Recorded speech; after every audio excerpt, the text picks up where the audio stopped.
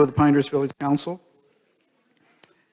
If you have other discussions, could you take them to the foyer? Otherwise, to all people remain. The second agenda item is a discussion of the NAC policy update. So, ladies and gentlemen, would you continue your discussions outside the room, please, if you're not going to remain for the meeting? I'll call on Jeff Sanborn to discuss that, but I know that Pat Bozzella and Jane Hoagman were also at the NAC meeting. I was there, but not for the full discussion at the NSA meeting last Monday, the April 18th. So we'll get an update, those folks as well. Jeff, did you wish to enter the... Yeah, I'm not sure what we're going to accomplish with this discussion, but this is a placeholder. Yeah. If you all recall, at the last work session, we left off with the idea that we would present to the current membership of the NAC the geographical framework at this past NAC meeting and try to get some feedback from them before you would consider endorsing that geographical framework so that we could move forward with further policy development. If I recall what happened at the NAC correctly, John, you suggested to the membership that because we didn't give them the materials in advance of the meeting, we would allow them to further study that and come back at the next NAC meeting and provide any further observations. Mm-hmm. Having said that, I think that the discussion that we had was pretty good about the observations that folks had around the room. I only recall hearing one objection to the geographic framework that we presented as an alternative, and I shared that with you all in my weekly report last week. There are a few other comments with regard to other things pertaining to the follow-on policy development that I've also shared with you. So I think at this point, we're in a holding pattern, waiting to get that feedback from the NAC meeting members at their next scheduled meeting. Right. Yeah, I think that's true, in a holding pattern, but I think it was important to make sure that all the council was up to date on what's been discussed. You covered some of that in your manager's memo. To my mind, and this is where Patrick and Jane, who were there for the entire conversation about the new organization plans, there are a couple of issues that remain outstanding. One of them has to do with, I'll call it documentation to be signed, or how that fits into our volunteer network of things that we do for other volunteer groups. There was maybe some discussion about the neighborhood organization, but basically that's pretty stable. And I don't know, I think Jane and Pat may have some other points to make on that for everybody's benefit. And not to hold, but to keep discussing this on the council so we can move forward with the NAC and the council in the next month. Pat, do you want to talk about that a little bit?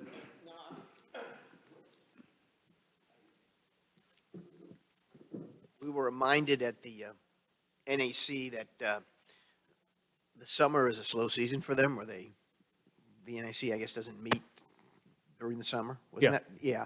So I think it is important that we bring to closure these items we're working on with them in the next month or so that we don't have that hang over us on the summer.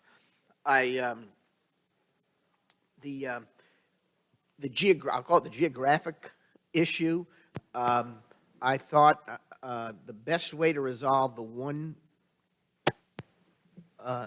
issue that was raised about that, I think, is to include the word downtown in one half of the east and west. I think that would resolve the awkwardness, shall we say. Yeah. I was fine, and I thought most other people around there were fine with the neighborhood issue, depending on what you call them. But yeah, that was okay. I think that the other item that did surprise me was the issue of how these individuals are treated under the Public Records Act. And caught me a little off guard, and then I got to thinking, well, I assume all our advisory committees are treated in the same way under the Public Records Act. And so I think that's important that they all be aware of that and what those implications are. So we need to do something there, because I don't think they were aware. A few might have Yep. been. And I agree wholeheartedly, and that's something that, especially in the environment we're operating in right now, where we seem to get a public records request a day, it dawned on me that not only with regard to the NAC, but all of our other voluntary boards as well, I don't think they're aware of that, and it's something that we need to address in our formal onboarding processes.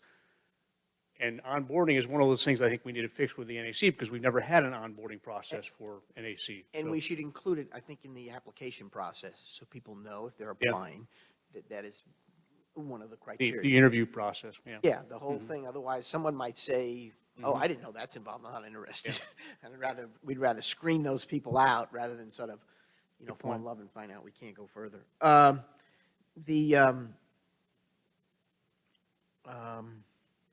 else did I have? The issue of replacements, when there's a vacancy, it was rather easy to deal with when we have a homeowners association. Not an issue. I think the one individual raised the issue of whether or not someone would be imposed on a neighborhood by the council.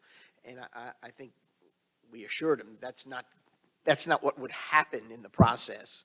First of all, in most cases, or in many cases, there is a homeowners association, and in other cases, there's sort of not a formal one, but an informal one, and those where there are just blanks, we'll see who emerges. It's not like, I don't think we have to go around beating the bushes all the time. And my limited experience so far is that, like most organizations, there is a cadre that becomes active and supportive and always shows up, and there's a few that hardly ever show up. But I do, I think it's a very good vehicle to have information flow back and forth. I hear things that I wouldn't hear otherwise. And I get to meet people I wouldn't meet otherwise. And I think neighbors get to meet people that they would not otherwise meet one another. So that's it for me. I think we need to follow through in a quick way. I think that's our plan, so that we resolve this whole thing with the geographic one, and we try to fill in any vacancies.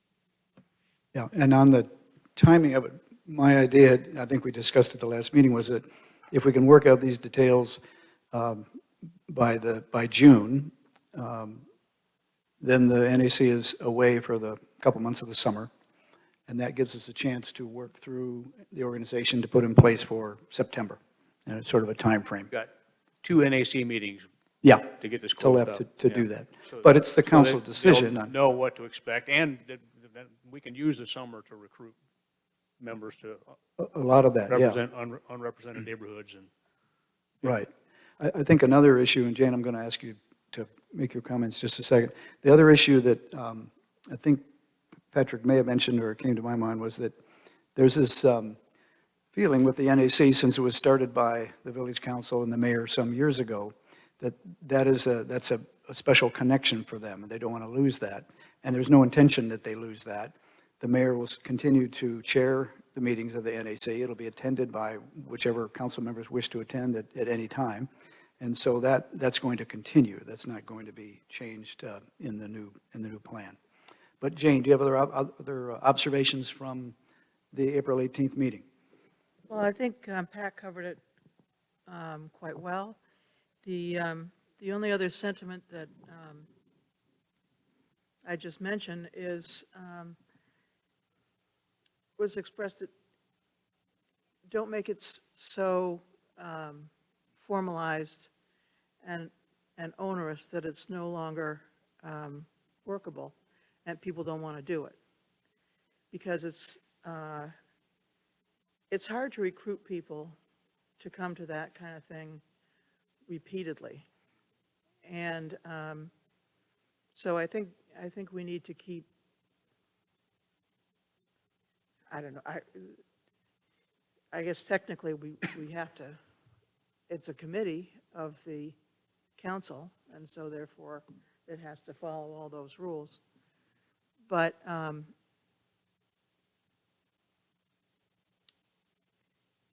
to the extent that there can be some fluidity and informality and so forth, I think it would be helpful in recruiting and retaining people who enjoy Don't create a participating. structure that doesn't need to be created. Yeah. Yeah. I'd like just to add something, having served on it for at least 2 years, and to me, the NAC sort of flew beneath the radar. It just was there beneath the radar, and I think we're really upping the game for the NAC, and we had talked about putting in our newsletters or social media or whatever, promote it a little bit more, to let people out there know what we're doing and see that this is really a worthwhile thing for them to do. It's worthwhile for us, and so I think it's going to pull us up just a little bit above the radar and give it more visibility and make them, let the participants in the NAC understand that they're valuable to us. That's just something that hasn't been, we haven't communicated that. And I think now that we're up in the game a little bit, we can work with Kristen to communicate it a little bit better, so maybe create a desire for people to be a part of it who never had heard of it before. I see it as a plus. Yeah, I think, indeed, what we're trying to do is to make that organization as effective as it can be, because it's a very useful communications device and can be even more so in a two-way sense. And that's the reason to expand the coverage to areas that aren't really covered or represented today, and to have a process to communicate back and forth to help the representatives with that communication structure in some way. The experience is good. Jeff, anything from you? Jeff Morgan? Patrick, James, anybody else? Okay. Well, we'll be working together, obviously, on this for the next two NAC meetings in the council, and we'll make our decisions in that June timeframe. Okay. Moving on to agenda item number 3, that would be short-term rental policy. Is there anything to discuss?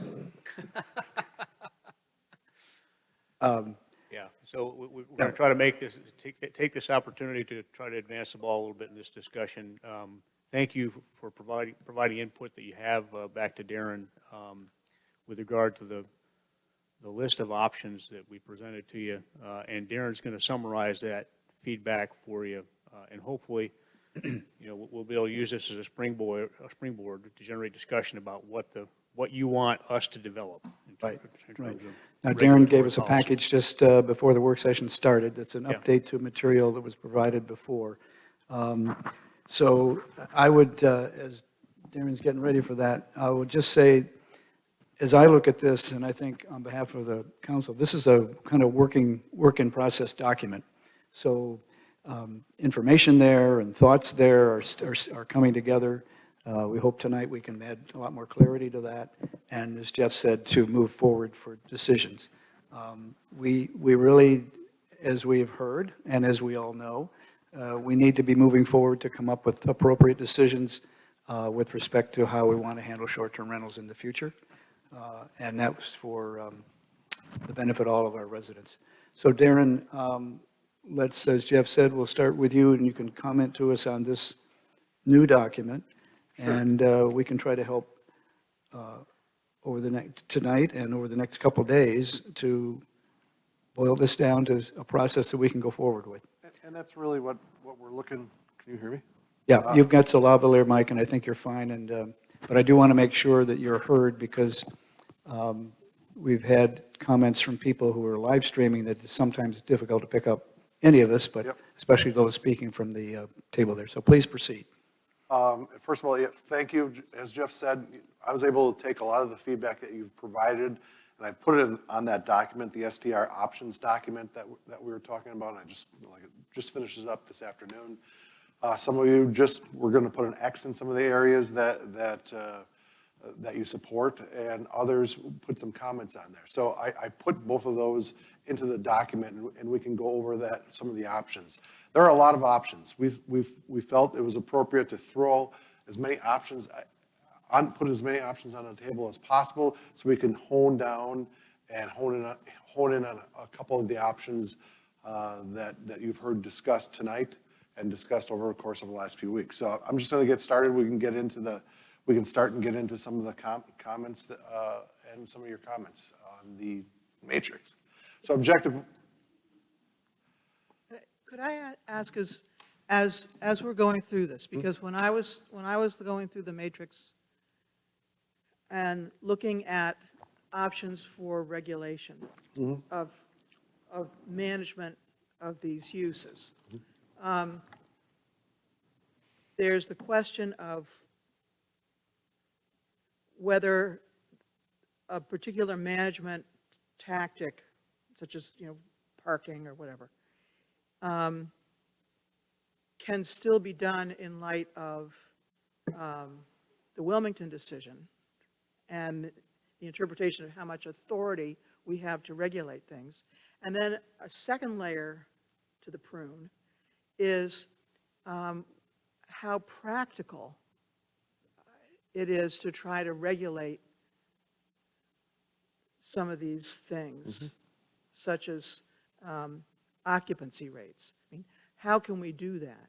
So as we're going through, I mean, some of the things I thought, well, that would be great to be able to regulate those issues, but if we can't do it, so if you can help us understand how feasible that is. Jane, you mean take off the table things we can't do, or that would lead us into a very problematic Yeah. situation? Okay, I think that's fair. And I think I updated my matrix based on some of that stuff that we heard coming out of the Wilmington case, or what we've read. We've read that you can have standards, but without, from my standpoint, without having, we enforce, part of the things that we enforce, we're enforcing through our permit process. So you come in, you get a permit for a certain activity, and then we're reviewing it that you meet certain standards. So if we do something like parking, if we require parking by bedroom, how do we enforce that standard? So, and I think I made some of those things clear. I think we should have a parking requirement, but if I don't have, we're still unclear how we can actually enforce once we get into it. Now, a tenant could make a complaint, and we could investigate based on that. But again, without a registration or a permit requirement, it's very hard for us to enforce some of those things. We can enforce things like a general rule, like no parking on the lawn, or no parking in this area. Those are very easy for us to enforce. But number of parking spaces related to number of bedrooms without a corresponding permit requirement, it's going to be very hard for us to enforce. Why would there be different requirements on parking on a lawn for an STR than for a resident? There wouldn't be. Okay, No, just wanted to be sure. I wouldn't propose it because they'd both be in a single-family district, and one single-family house looks just like potentially like a STR. They're from a building code classification. They're the same thing. All right, traditional neighborhoods retain their, objective one, traditional neighborhoods retain their character and remain predominantly occupied by long-term residents, PDO amendment. And this is a very important objective, because the way things are laid out, we give you some very clear options and very routes to go with respect to creating this regulatory framework. One, permit in all zoning districts where residential dwelling units are permitted. From our standpoint, it said does not single out one residential district over the other. The other thing it does allow, and I think you've heard some of that, it allows a potential concentration of STRs in various neighborhoods. Just for clarification, the word permit there is not being used as a permit. It's permit. Permit. Allow. Allowed. Okay, thank It you. is. I just wanted to be sure. Sometimes when I'm explaining zoning, it's permitted uses versus. That's fine. I just wanted to be sure. Got it. Option two, and there was nobody really had we didn't really have any discussion on option one. We went down to option two, prohibit in all residential districts. Grandfathering would apply. The pro on this is it applies uniformly and would eliminate new STRs from being established in new districts. The con was it restricts use of property not historically regulated in the community. The other con is how do you decide which zoning districts to choose, which R10, R30, R5, what have you? How would they be chosen, and the fairness of that choice? We had two council members that preferred that, showed some support of that, 2 X's there. So the X's represent somebody having support, one of the council members having support for that particular option. Then I added an additional column, council comments, questions, and this is where some of you have provided additional commentary. So one of the questions was, unless and until we can define the problems, the severity of those problems, and the cost to implement and ensure compliance, is this warranted? And then another comment was prohibit in all single-family districts and allow in townhouses and mixed-use zones, and I would assume that would be multiple family areas as well. Just one comment also, that some of the council members did not put any X's. So when you're seeing a couple of X's, doesn't necessarily mean that everybody has voted on anything like that. So this is not a vote, it's just an interest. That's correct, and it's not a vote.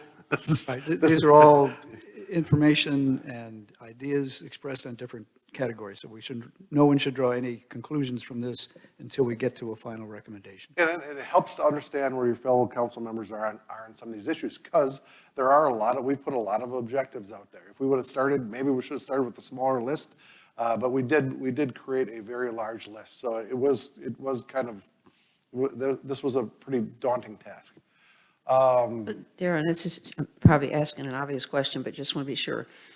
Option 2, prohibit in all residential districts. And so we've got 2 people who would like to prohibit short-term rentals in all residential districts. Is that correct? With grandfathering? I think, yeah, that's how I tallied it. We'll go through the final two in this, and then I guess we probably open, I don't know how you want to go through this, how you want to have a general discussion on any of these topics. Go ahead, Pat. I was just going to suggest, if we feel very strongly that the Wilmington decision preempts something, I don't know why we should spend much time discussing it. Right. I mean, okay. I agree. I mean, okay, so, because we've got lots of other options. So I almost took, when I looked at it, the red ink, I just steered clear of it when I was sort of analyzing how much time to spend on a thought on it. Right. I said, look, On that particular case, the results of the Wilmington case it's not clear how it impacts that particular option. I think there are clearly red flags in that decision, the way it was written, but it's not clear that the Wilmington case results would necessarily prevent option 3. a special use permit? Yeah. I'm sorry. Go ahead. So, And I say that because almost deliberately, they didn't clarify this question of whether or not a permit, in effect, is the same thing as a registration. That's correct. That was like footnote 9, where they're talking about because I think Wilmington had said, well, we're going to replace the registration with a permit. And I think the court had said something as to the effect, well, that's not in front of us. And then they had some comments, some additional commentary. They can't make a ruling on something that's, not before them. That's right. so Darren, option 2. Well, option 1 says permit STRs in all zoning districts, and option 2 is prohibit in all residential zoning districts, but there's not an option for permitting in some, but not in others. That's the comment that's been added in there, I think, by Darren, too, that should be considered here. I believe. Yeah, I think that should be another possibility, because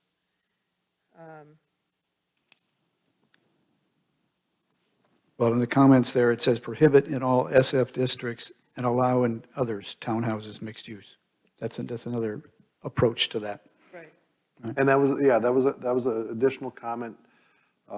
So I think that is an additional option. You don't have to prohibit them in all districts. No. You don't have to prohibit them or allow them in all residential districts or prohibit them. It could be some, and I think this lays that out. So, That would be where we would exercise zoning authority, correct? Yeah. What's the end product you want out of this conversation? What's what, Jeff? the end product you want of this conversation? To get some direction in which way I we're don't moving know that we're forward. going to get there tonight, but what we would like to do is to get some guidance from you on what your collective preference is in each of these categories of options. Okay? Because we could draft an ordinance with either option, and option 1 and 2 are dramatically different. Yeah. And we can't be spending our time drafting option 1, and there's absolutely no support. I fully appreciate that. Again, I'm just trying to make sure Yep. we all Yep. understand what the goal is here, that where we're going. And I've certainly read some emails and talked to folks on the council individually on different things here. But one of the things I commented in our last work session was that I thought it was important that we end up getting a group from the citizens to be able to look at this and look at it with objective data, to actually get data out there. We've had 3 different comments that came from today that talked about we're not using a whole lot of data, we're using a whole lot of anecdotal stuff. And I think it's worthwhile for us to have that. Now, we talked before saying we're going to get some ideas and some directions and some things on, saying, okay, this is kind of what we're looking at, and then be able to give them something to work from. And okay, if we're looking at giving them something to work with, that's fine, but there have to be options on there is what we're looking at. Because I can tell you just from the conversations that I've heard and the emails I've seen, there are some significant disagreements on this council on the direction we need to go right now. I won't tell you that my mind is made up. I still want to hear more stuff, but I want to see the data. Because I got to tell you, I personally agree with some of the conversations that were out there that we don't know the impact.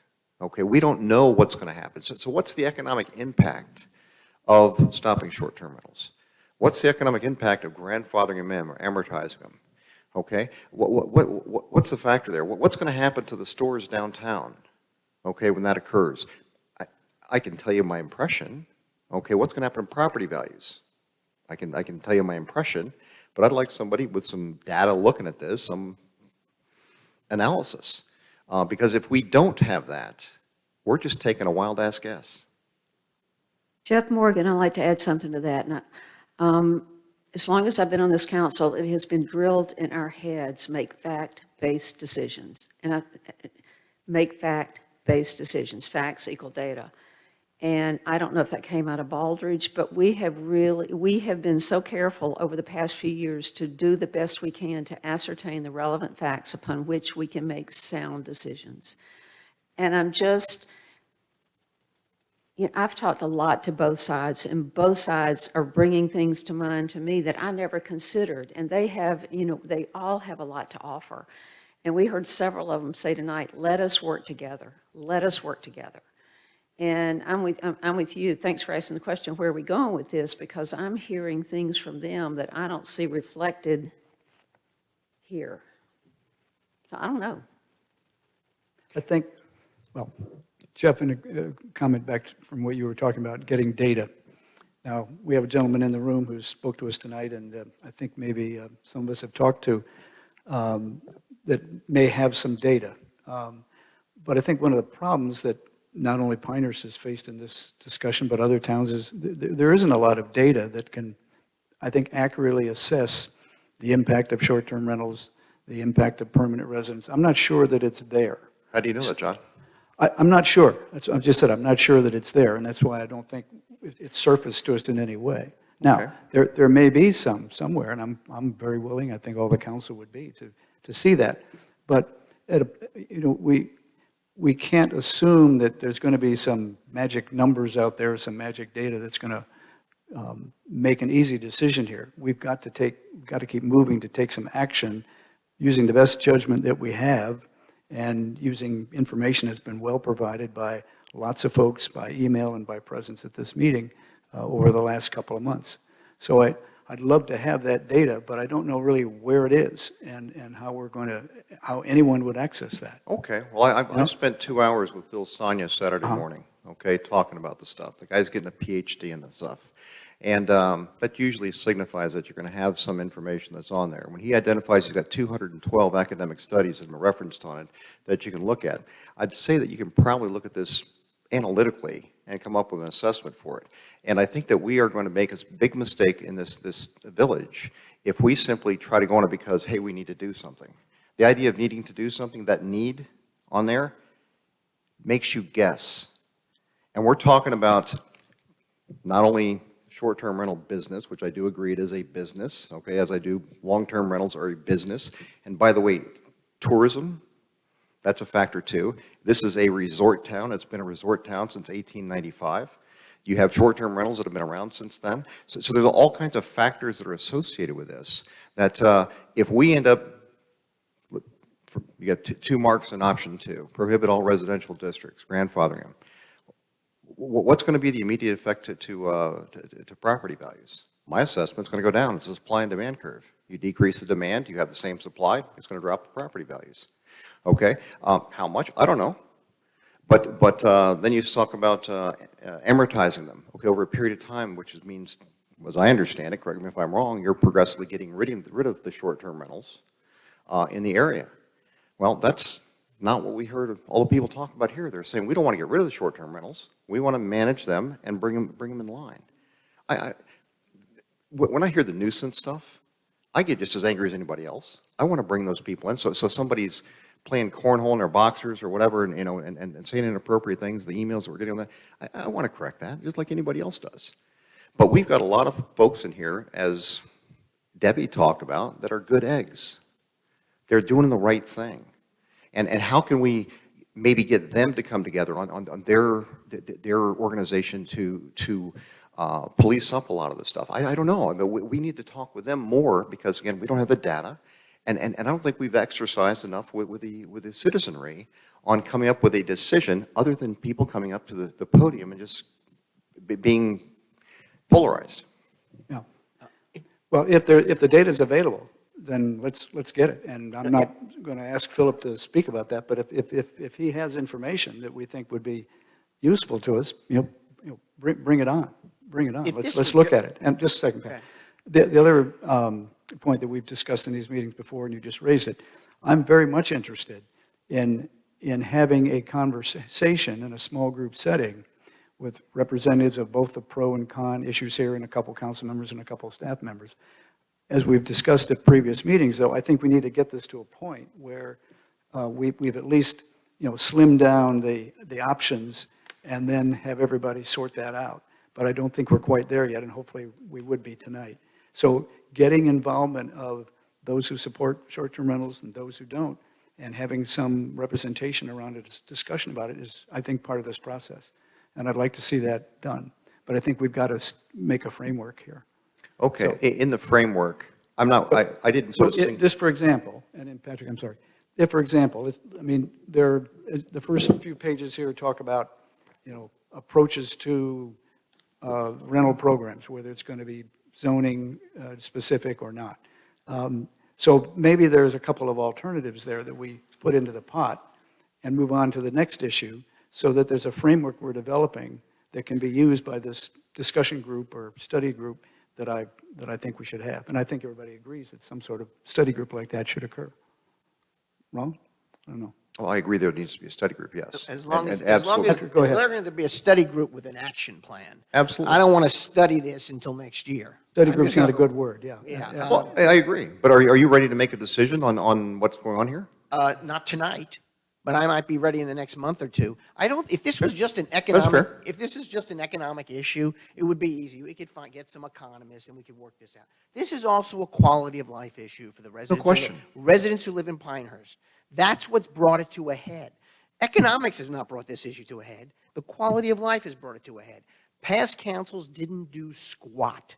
This evolved and festered for about 10 years. You can go back and look at it. There used to be 4 short-term rentals, and then there were 40, and then now we're at 400. That's the economics at work. People saw a way to make some money. I've said early on, I think it's a bit of a legitimate business. I've said early on, it needs some real regulation around it. There has to be some sensible parameters, because when it's running amok, you're interfering with the quality of life of the people who moved here for a purpose, and they moved here because it's Pinehurst.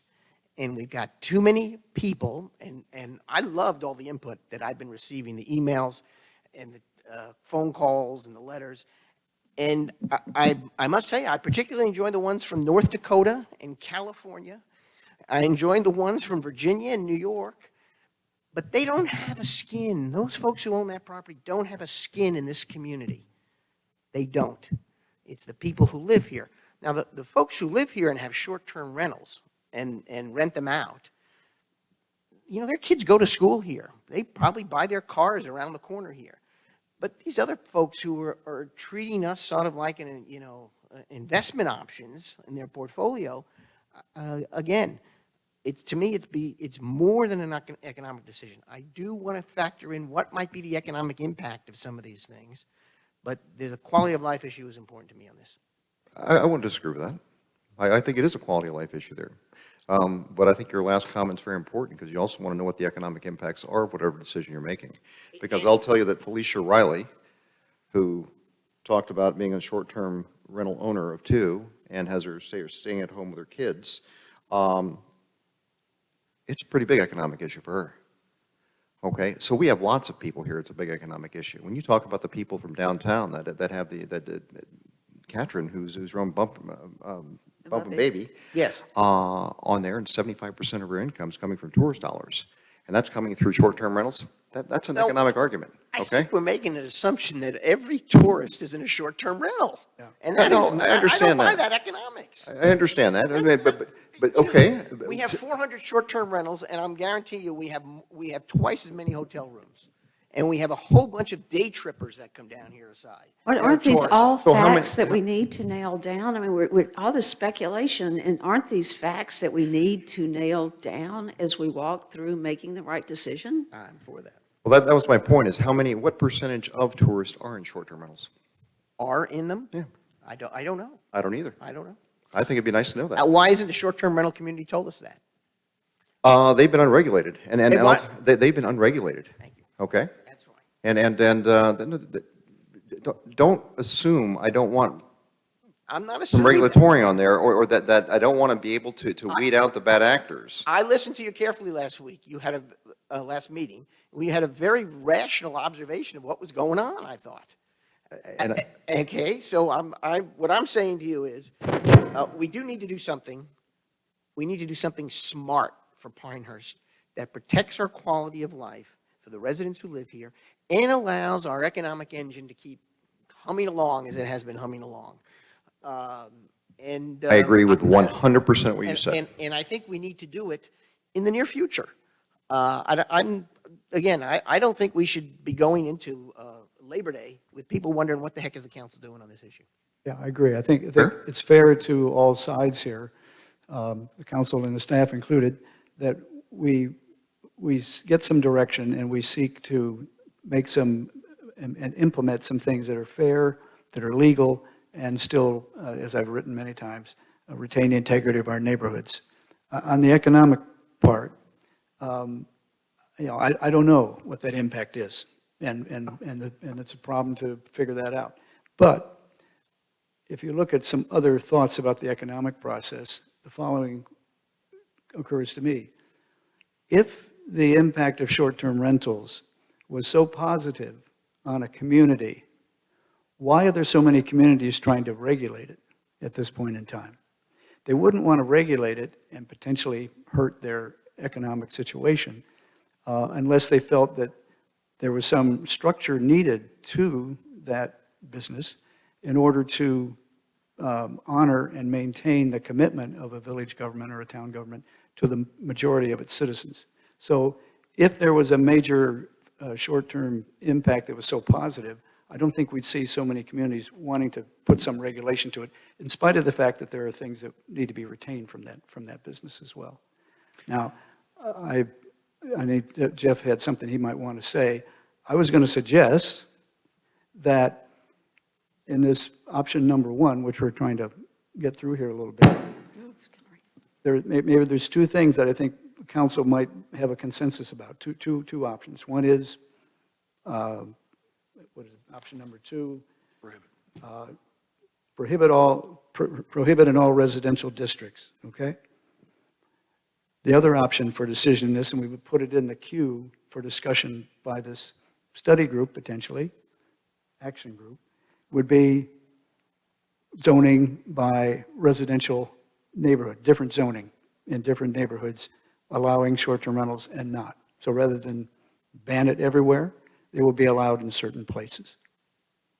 You're talking I'm just. like an overlay district. Yeah, Similar yeah, to overlay our- district. The comment that's made on option 2 there, prohibit in all single-family districts except townhouses, mixed-use zones, something like that. Not necessarily that particular item, but to allow it in certain areas as the other option that could be sorted out. I don't know if that's generally of appeal to the council members, that we could put that step into the pot, and then go on to another issue and deal with that. Well, there was a comment that said, could an overlay district be created, just under that? Yeah. Could an overlay district be created in, say, the historic district where STRs would be permitted, but with standards, either related to the size or the building layout? So that concept was somewhat discussed as part of this process, so. It is something that we definitely can be done. We do create overlays. I don't know, but I think between those two items, we probably would get a consensus of the council in moving forward with some input from the industry, pro and con. You're not getting as well. consensus from me on that one. Sorry? You won't get consensus from me on that one. Until I know the economic impact of what's going on, I would end up going with option number 1, permitting all zoning districts. I think getting some economic input data would be a part of that, Okay. part of that decision. But again, I will listen to anything that's going on. I know you But are. if we have to start picking different options from the list here, driving down this road, I'm not willing to make a decision that's going to potentially harm this community to a significant degree. And my fear is it's a significant degree, okay? I don't know that, but I'm not willing to even hint that I'm going to go down somewhere else without knowing that data. Okay? If we put it in the pot, and Jeff, we put it in the pot, and then but with no decision, and we get some economic data, then we're moving that piece along, Jeff Morgan, wouldn't you say? Yeah, get Okay. that data to move along. Mr. Sanborn?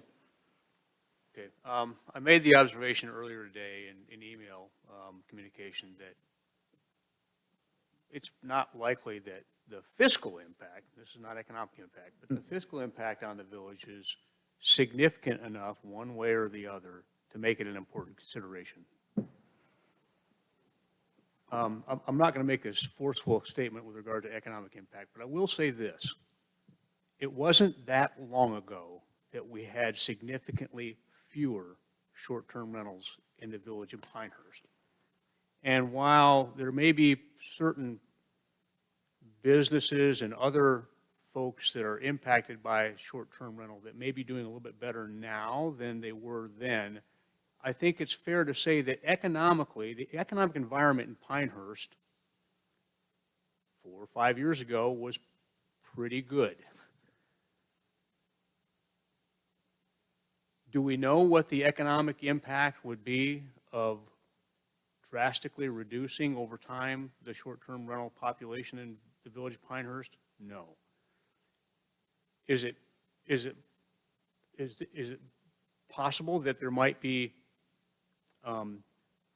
nationwide data or statewide data or something that we could help, that's available that can help us understand what the implications might be? Yes. But I would caution you that Pinehurst is a very special, different place. And what we find over and over again is that our community doesn't react the same way, economically or otherwise, as the norm or the average. So if we can find the information, it would be helpful. But it doesn't necessarily tell us what's going to happen in Pinehurst. I think that's a very fair statement, yeah, yeah. There is, maybe someone knows a control factor. Find me another 17,000 person village with 85% of its homes residential, with virtually no manufacturing, but an industry based on tourism. Let's compare them. We'll just compare apples to apples. Maybe those communities exist out there, and then let's see what they do with their STRs. So would we agree that just for starters, on this issue of what to do with rentals and the 4 or 5 options that we have in the first part of this matrix, we put 2 things in the discussion pot? Yeah? One is ban short-term rentals and amortize them out over time, right? In all districts. Second is selectively regulate short-term rentals and through zoning in different neighborhoods. And seek as much economic data as we can, but in the context of what Jeff Sanborn said, that it may be useful, it may be not, we need to see what it's saying to us. And that, like everything else, Pinehurst may be a little different than other places, but it would be useful. Jane? I'm sorry, Jeff. Jane was talking first. Go ahead, Jane. The options that were presented here of either permitting in all zoning districts or prohibiting in all zoning residential districts didn't do it for me. I mean, I really don't think we can ban them from all residential zoning districts, but I think we should be looking at an option to restrict them from some residential zoning districts if it turns out that we can't adequately regulate their behavior. And so, you know, when I went to try and put an X, I wasn't sure, there wasn't a box that worked for me, okay?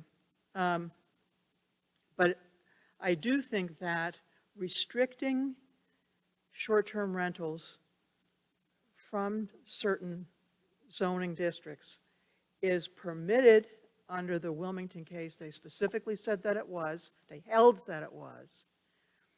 And so that is a tool that we shouldn't just toss out the window. And I think that we should keep that as what I think we're trying to do here is say, what are the tools that we can use that are really going to get us farther forward? And not all the tools are really available anymore, because ironically enough, the state regulation prevents us from adequately regulating, which would be, you know, the middle ground. Let them stay, but adequately regulate. And if we can't adequately regulate because our hands are tied, then, you know, what do we do? Because I do think we have to protect quality of life. I think that's more, actually a higher priority than the economic part of it. And I think that, you know, I took a look at some numbers rattling around myself over the weekend. How many what's the potential number of short-term rentals if we just kept going? How many could there be? And I think one way of looking at that is how many dwelling units are there that are not occupied by permanent residents? How many are vacant, you know, classified as vacant, maybe they're second homes or something? And it turns out that there's almost 2,000 of them. If you look at the comp plan and the 2017 land use fiscal analysis did a count. So it's somewhere in that ballpark. So we could go from 400 if we did nothing to, you know, 1,800 or something like that. And at that point, you know, at some point there's going to be a tipping point where people say, you know, I don't want to live here. I don't want to invest in a home here. I don't want to do that anymore. So I think we have to be careful that we do somehow manage this situation in a way that's going to protect our citizens, our residents in their homes. And I really don't understand the statutory scheme from the General Assembly that says, well, you can't regulate practical things. And you made that point, Lydia, at one point. And What point did I make? you also can't, in your comments, you also were limited in inspections and so forth, which inspecting to make sure, sanitation and fire code and all that kind of thing. And that would protect the tenants. So we're hampered from doing those kinds of things. But if we have, what tools do we have amongst these options that we can use and will be effective? That's what I would like to know, because that's going to be what helps me make a choice. You listen to both sides, they're living this stuff, and they're saying, let us work together to come up with solutions. And I've spent the past week, I told Darren kiddingly, I've been on a listening tour, just listening and listening. And they said it tonight, they want to work together. They want, and both sides have said, let us find the things we can agree on. Let's find the things we can't disagree on. Let's work together to find a way. In my dream world here, I can see where they could get together and we could whittle down into something that we could get a local bill that says, okay, Pinehurst, you can do it this way. Darren, you said something about the Wilmington case a little while ago, and I'm not here to play attorney, but it's here's out of the Wilmington case. In 2011, the General Assembly enacted a statute prohibiting cities from penalizing or restraining the rental of residential real property. Well, that seems pretty clear to me. So, are we starting to run into this in a way that's going to get us in trouble? I seem to be more concerned about the Wilmington case, especially some footnotes in here, but. So I'm concerned about the legal part of it, but the thing that's really been coming home to me the past week is these sides want to work together to find a solution. While I have the microphone, I won't keep it much longer, but, you've heard a lot of people say, I've heard people say it the past week, and I heard them say it tonight, that we're a resort community. I went to the nomination, I searched for the word resort. It's in the nomination for our landmark status 289 times. We're a resort community, we're a resort, it's kind of funny, not funny, but the condition and integrity studies says the centennial was a fitting time to honor the legacy of Pinehurst and its significance as a resort destination with a focus on golf. And I think that's just an important fact. I don't know all the implications of that fact, but, with Jeff, there's the economic analysis. There's I've been talking to CVB. They've got a lot to say about this in terms of the rental availabilities we have and the gaps in the market. I finally made a complete list, as complete as I could get it, of all the different golf events that come in here. It's just not the U.S. Open. I've got a complete list of that. So to me, I'm seeing a much bigger picture. I'm having a hard time with my big picture knowledge that I've gotten, putting it into these boxes. When we've got willing people out here, all of these people who are talking to us want Pinehurst to be the best Pinehurst can be. Even the owners and managers of the short-term rentals are saying they believe we need some regulation. So I don't understand why they can't get together and come forward with something that works for both sides, that's all for the betterment of Pinehurst. Well, I don't think there's anything preventing them from getting together and coming up with something. But I haven't seen a proposal from any of them. I've seen do nothing. I saw a video that was a call to arms because there was going to be a just prohibition. As a person who didn't live in Pinehurst, but nevertheless. So I don't know what's preventing them. Thank you for saying that. I wonder if they're waiting for us to give them permission. But and thank you for bringing that up, because I wanted to say tonight, hey, you guys, both of you were saying this. Somebody initiate that. Well, They don't need permission from but us. that was, okay, I think we all like that idea. And what I think we were trying to accomplish here was to facilitate that by providing a framework of potential decisions and options that this council could probably approve. That's what we discussed last meeting. Yeah. That we would provide, and we would try to facilitate that. Your point's well taken, though. So, could they have gotten together? Sure. And some of them have, and some of the information we've gotten. The unfortunate part is that lots of the information we seem to get is coming from one point or another. Yes, Okay? it's weighted. So it's polarized. And so to try to get something that's not polarized, that's actually done through moderation where people on both sides are talking, things like that, I think that's what more the intent is. I would welcome a draft proposal from people who are on both sides out there and submit something and say, if you all out there are on different sides of this issue and you come up with something you agree to and you submit it to me in this council, I think it would be given a lot of serious consideration. But I concur. I do, in the absence of that, I think we need to start coming up with some things, and the public can comment on them. I mean, would never want to attempt to impose something without adequate public comment on some formal proposal.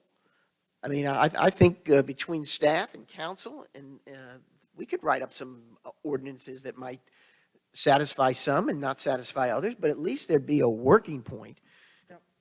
Because otherwise, it's sort of a ping pong game a little bit, and I don't think it doesn't get us to yes. I want to get to yes. That's what I would like to get to. I think they wanted to take some ownership in this process, and I do. By working together, that I have heard, I mean, I think Jim Fisher first said it 4 weeks ago, that we could work together with the other side.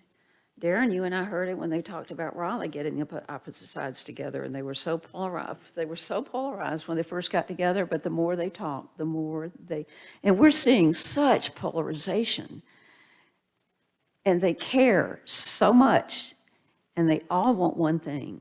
Well, I can't say they all want one thing, that's an overstatement, but I think they could work together to come up with some reasonable regulations that would satisfy them, that would satisfy us, that probably could satisfy the General Assembly. Well, but again, I don't think that sort of group work coming together can be done until we provide a framework, because if we don't, then there's a likelihood that what will come back, interesting as it could be, is just not something that this council can vote on and make a consensus.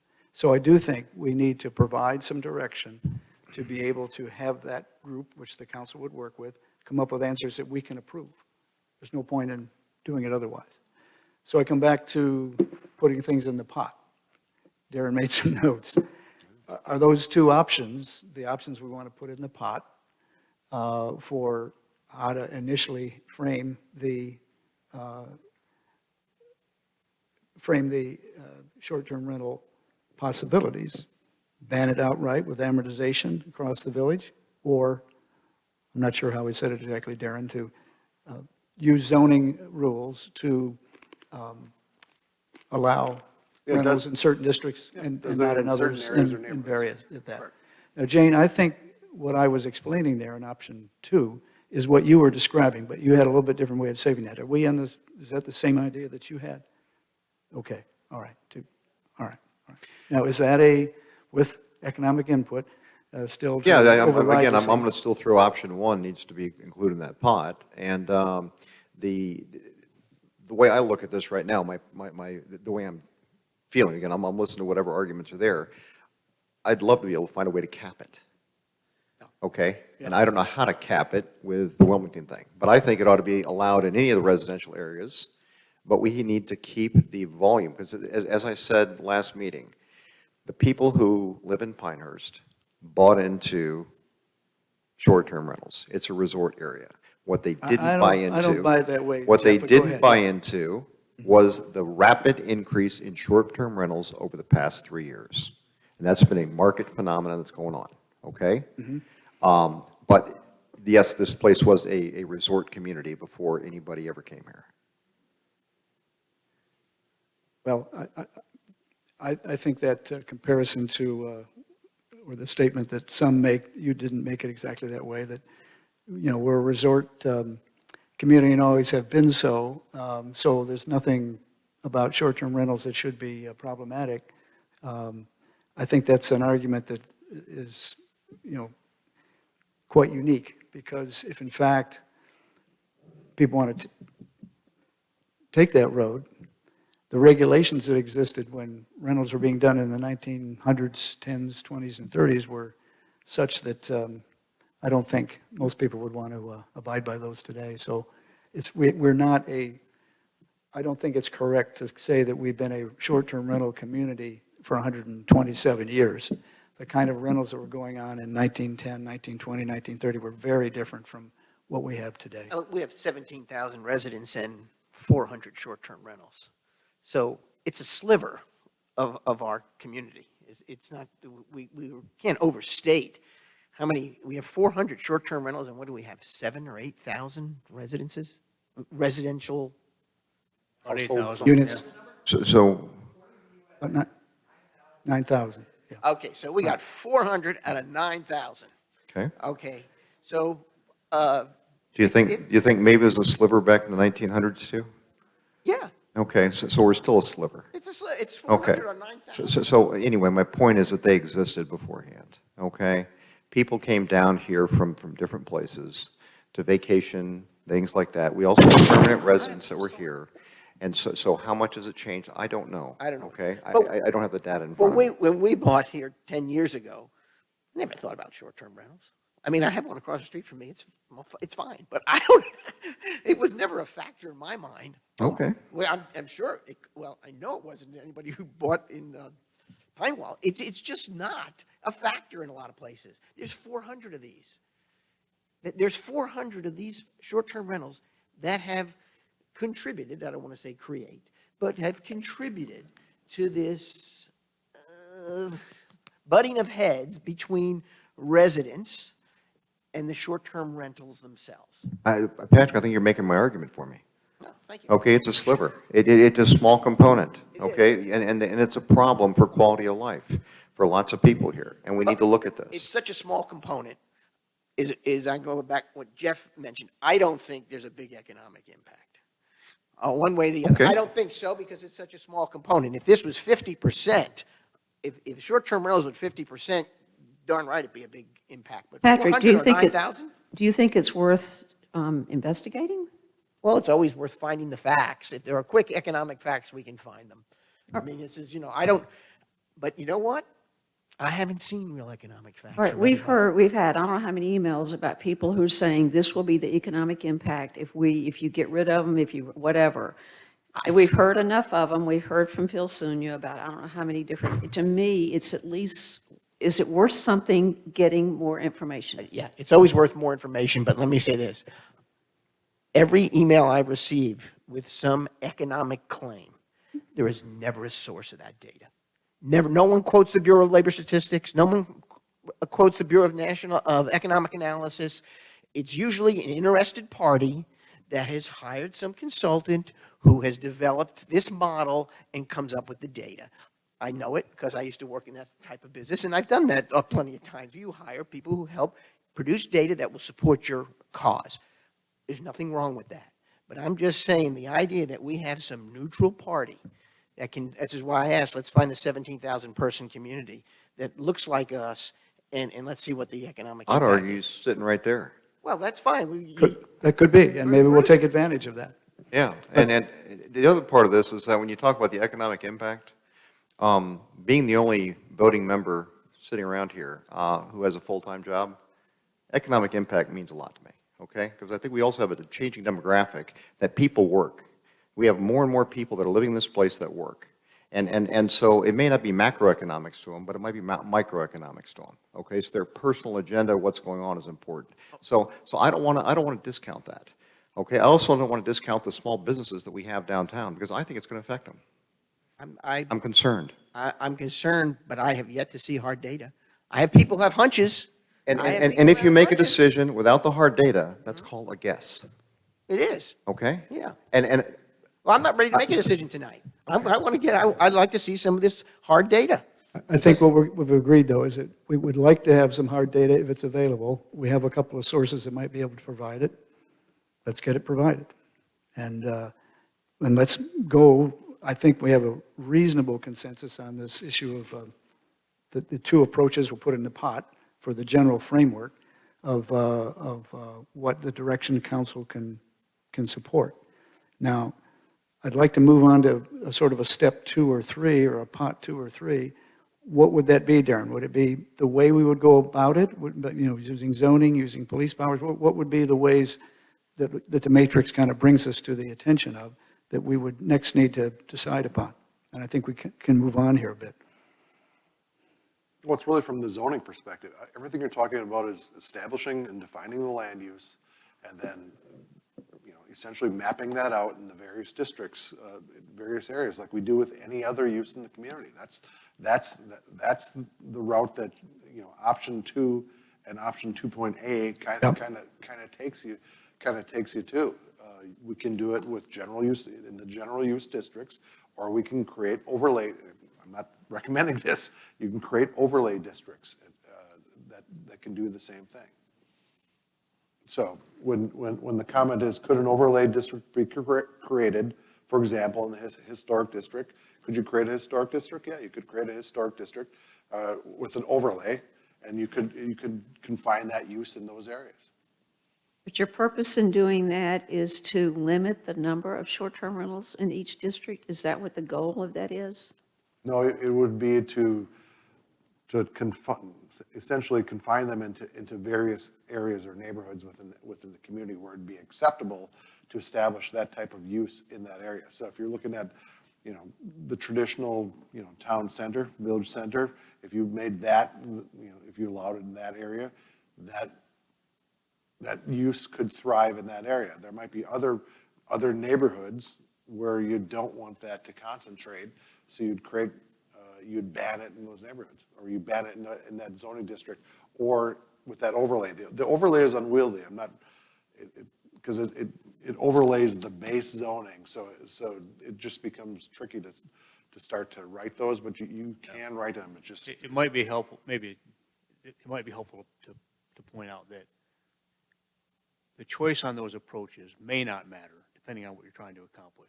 Yeah, that's You what I'm can- trying to figure out. You can achieve the same thing through addressing all the different base zoning definitions and parameters as you can with an overlay district, except in cases where you might want to divide a zoning district and apply certain rules to only parts of it. Is that fair to say, Darren? that's fair to say.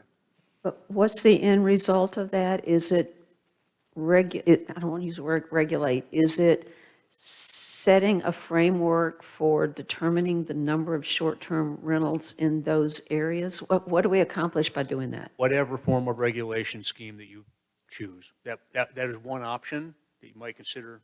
There's all these other regulatory options that have to do with zoning could be done via an overlay or by addressing base zones. But the end result is impacting the number of short-term rentals with that mechanism. That mechanism will allow. No. No, not No. necessarily. It could just be regulating.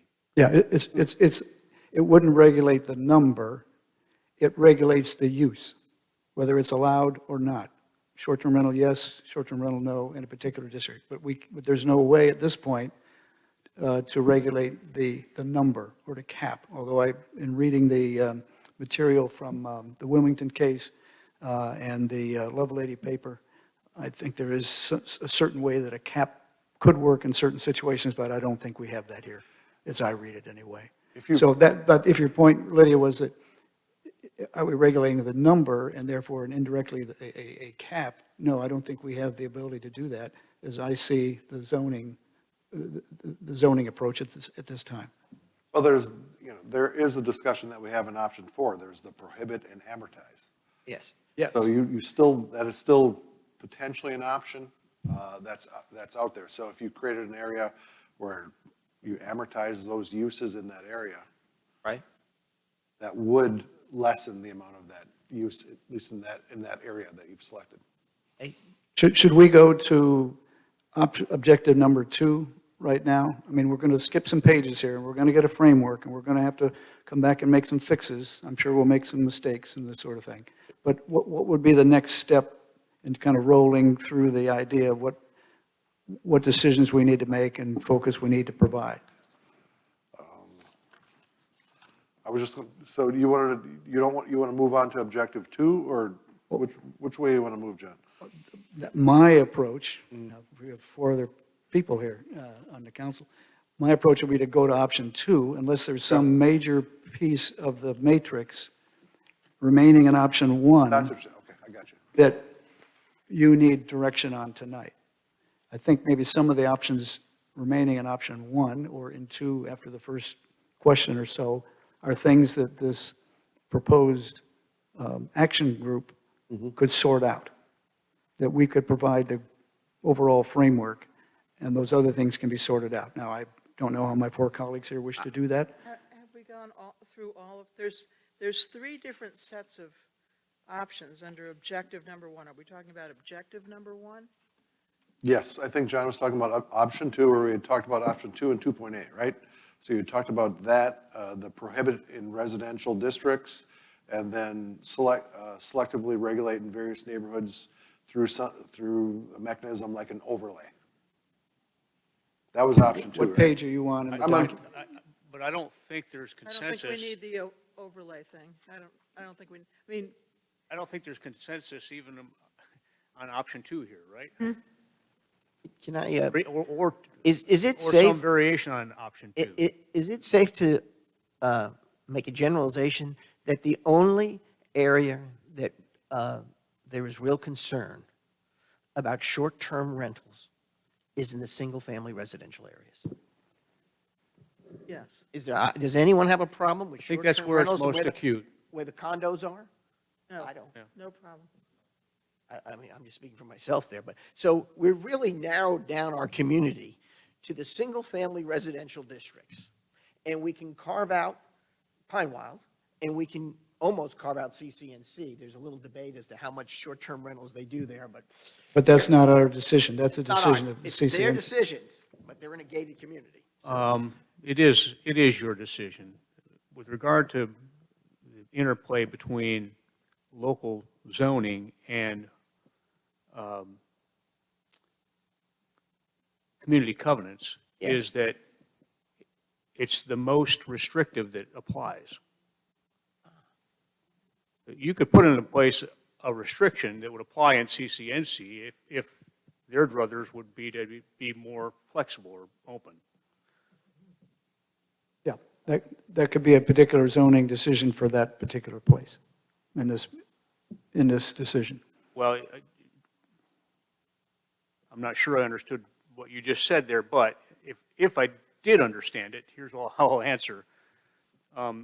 Only if you're talking about using an overlay, because CCNC has base zoning that you'll find in other parts of Yes, the village. okay, all right. Correct, the vast majority of the village is under some type of single-family residential zoning. There's, Can we talk about defining what a short-term rental is for purposes of what we're trying to regulate? Because one of the things that I keep hearing is, well, what about people who want to rent a home while they're having their own house built, or rent a home while they're having their kitchen remodeled, or something like that? And they're talking about a rental for a period of a few months or a year. I don't think that's what we're talking about. No. I think we're talking about, and I don't think we're talking about renting a room in somebody's house when they're still living there. That's home share. We're not talking about that. We're talking about whole house rental. We have that. Talking about a period of 30 days or less. You've drafted a Yeah, that's one of the definition, right? We haven't gotten there yet. We haven't gotten there yet, that's on But page that, I think, 5. is something that we could also possibly get to some kind of a consensus on. I don't understand about the minimum of 24 hours. We've seen that in other ordinances, so I think we looked at that, it would just keep, that was that fellow who made a good point. I forget who he was, that he himself adopted this rule of thumb because he had a bad experience with someone who was a one-nighter. And it sounded to me like a logical way to solve his own problems. I think that there has been some reference in the past about the potential for some of these short-term rentals to be used for unsavory purposes. I don't think there's any evidence that it's actually happening out there, but I think that's where that came from. Okay. And I think that's pretty common, though, Yeah. in other places to have a 24-hour Oh. regulation, yeah. The most common is just, they define STRs 30 days or less than 30 days. That's your most common. I have no problem with that definition that's written here. So we're talking Okay. about whole house rentals for 30 days or less. Right. In the single-family residential zones. Yes. Well, I think what you asked before was defining what a short-term rental is. And Well, are you saying that if rentals for 30 days or less in non-single-family zones are not short-term rentals by definition? Well, this is what we were just Or saying. that just- that- or- that, does anybody feel that they need to be regulated That's a different question, though. in multifamily condo apartments? Because the definition could still apply, but you say permitted in, right? And no further regulation in. And there are some ordinances that do ban them from multiple family complexes, things like that. The usual suspects, noise, parking. I think Turnover, your question was, well, how do you want to define it? And the option one, I wasn't going to put the single-family residential zone reference in the definition. Yeah. I was just saying what we are trying to talk about and deal with is that definition of short-term rentals, whole house rentals for 30 days or less. And what we're most concerned about trying to deal with is when they're in the single-family residential zones. Jane, let me, Right, but I guess, I mean, this is, yes, I think you could do it that way. It is, I think it's awkward, though, because you leave undefined for development ordinance purposes what that corollary is in a multifamily setting. And I'll make an example, or use an example. What's a use that's not allowed in residential? I mean, we don't define retail. retail as being the definition of retail that occurs in commercial districts.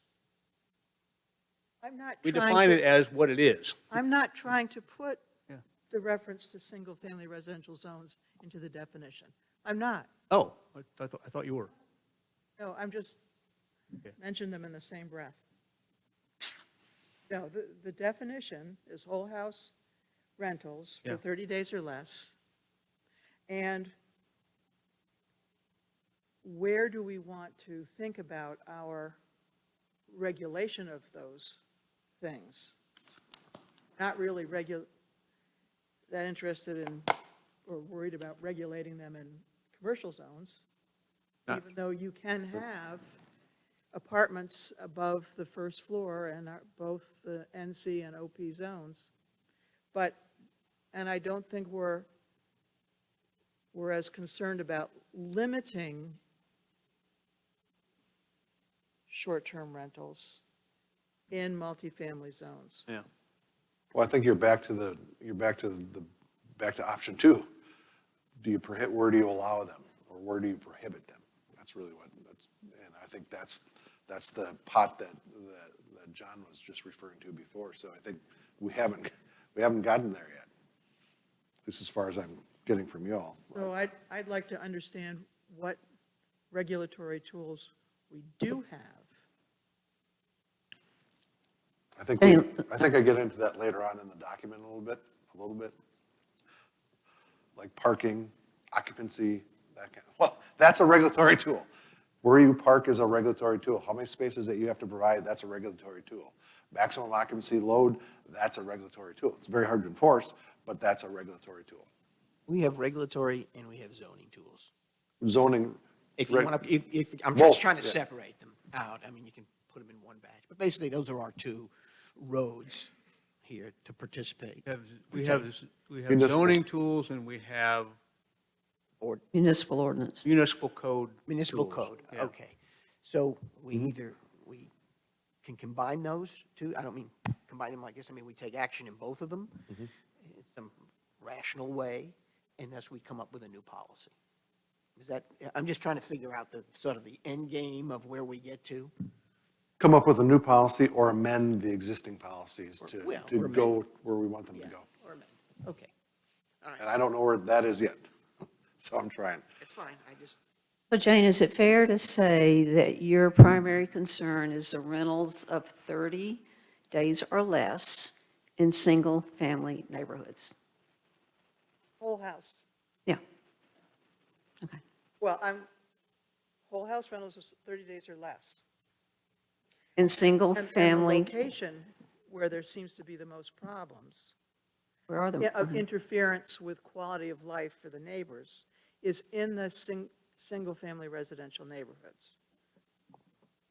you know, and one thing I've heard from, as I've been listening to people, is they say sometimes the short-term rentals are the better maintained, and it's the people who live there who don't don't pick up the pine cones, and, you know, you start talking about quality of life, and it's all over the place. And But I don't think that picking up the pine cones is the big issue. it's I not, think but it's the point is, concern that you don't know your neighbors and that there's a rapid turnover of people. And you never know, you know, the people who were there last weekend might be great, but now it's Thursday and who's going to come? You don't know. You don't know if people you see on the street are supposed to be there, if the cars that you see on the street are people who are supposed to be there. that's how you All of a define sudden, quality of it's- life. You're And not living in a neighborhood anymore. You're living in a very different type of, yeah, I'm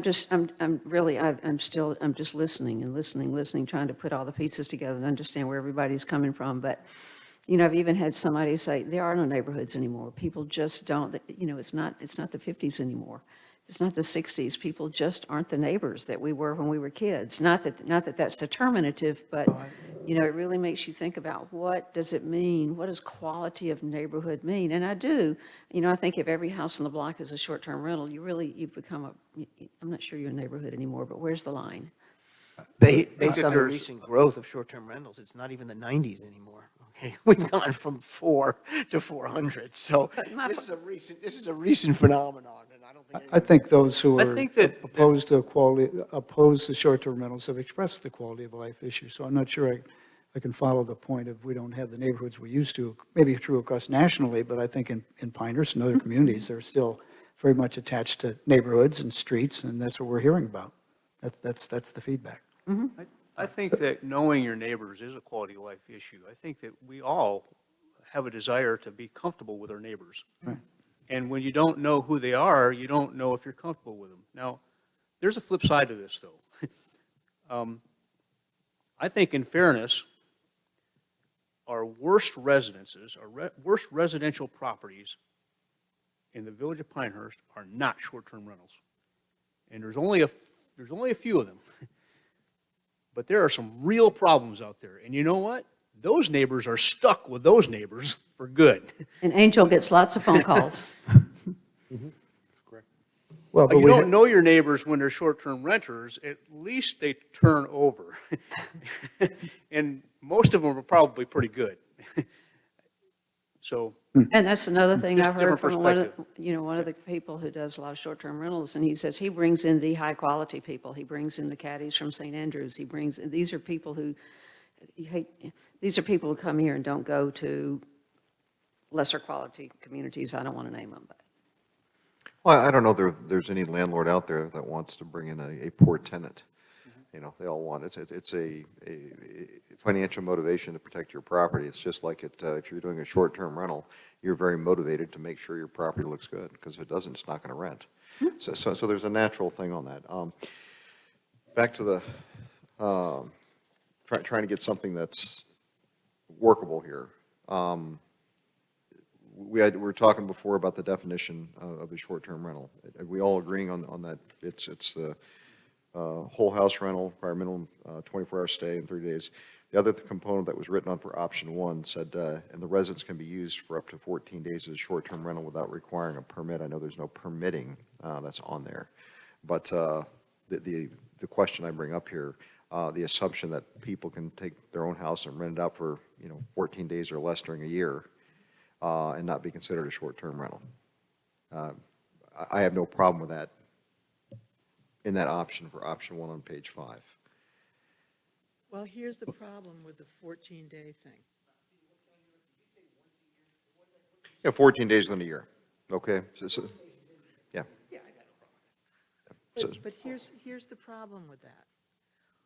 We can't require short-term rentals to register. And I have to, I don't For sure. entirely understand what that means. I've never come across registration in the context of zoning before, but anyway.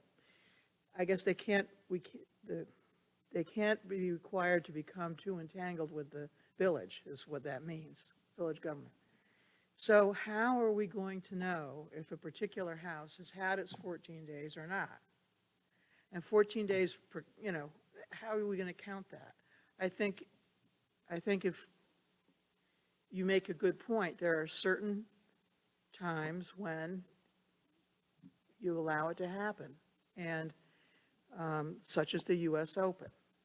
But I think it's going to be a lot easier, and we can avoid the registration issue if instead of saying each property owner gets to pick their own 14 days, you say, these are the days from, June 1 to June 15th of such and such year. At the beginning of the year, we can look and see what are the events that are coming up when it would make sense each year to declare an amnesty for particular dates, and then nobody has to register anything. Jane, Because we know that if you're not within one of those dates, then you shouldn't be doing it. I was just going for the definition, and I was just going for the definition, that's all. I hear what you're saying there, and I know we can't do the permitting.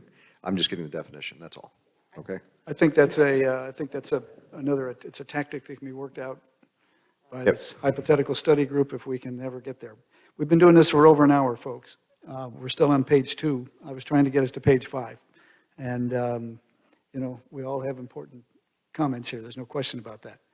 But we've got to find a way to look a little strategically at this and narrow the choices so that we can give the staff and the action committee, when it works, some options to deal with. So, You're right, and I think the idea was pull some of these options off the table so we can just get them off the table and not have to discuss them any longer. And that's where we're trying to get to some consensus so we can start working on these other. and well, on that point, I think we all agree, anything that you put in red on the matrix that we have in front of us with respect to pros and cons, and anything relates to Wilmington is off the table. There's no point in pursuing it because it all has to do with permits. Maybe one or two things, but it's likely that. So I don't think there's any question here that anything that involves the Wilmington case or permitting or registration, that's gone.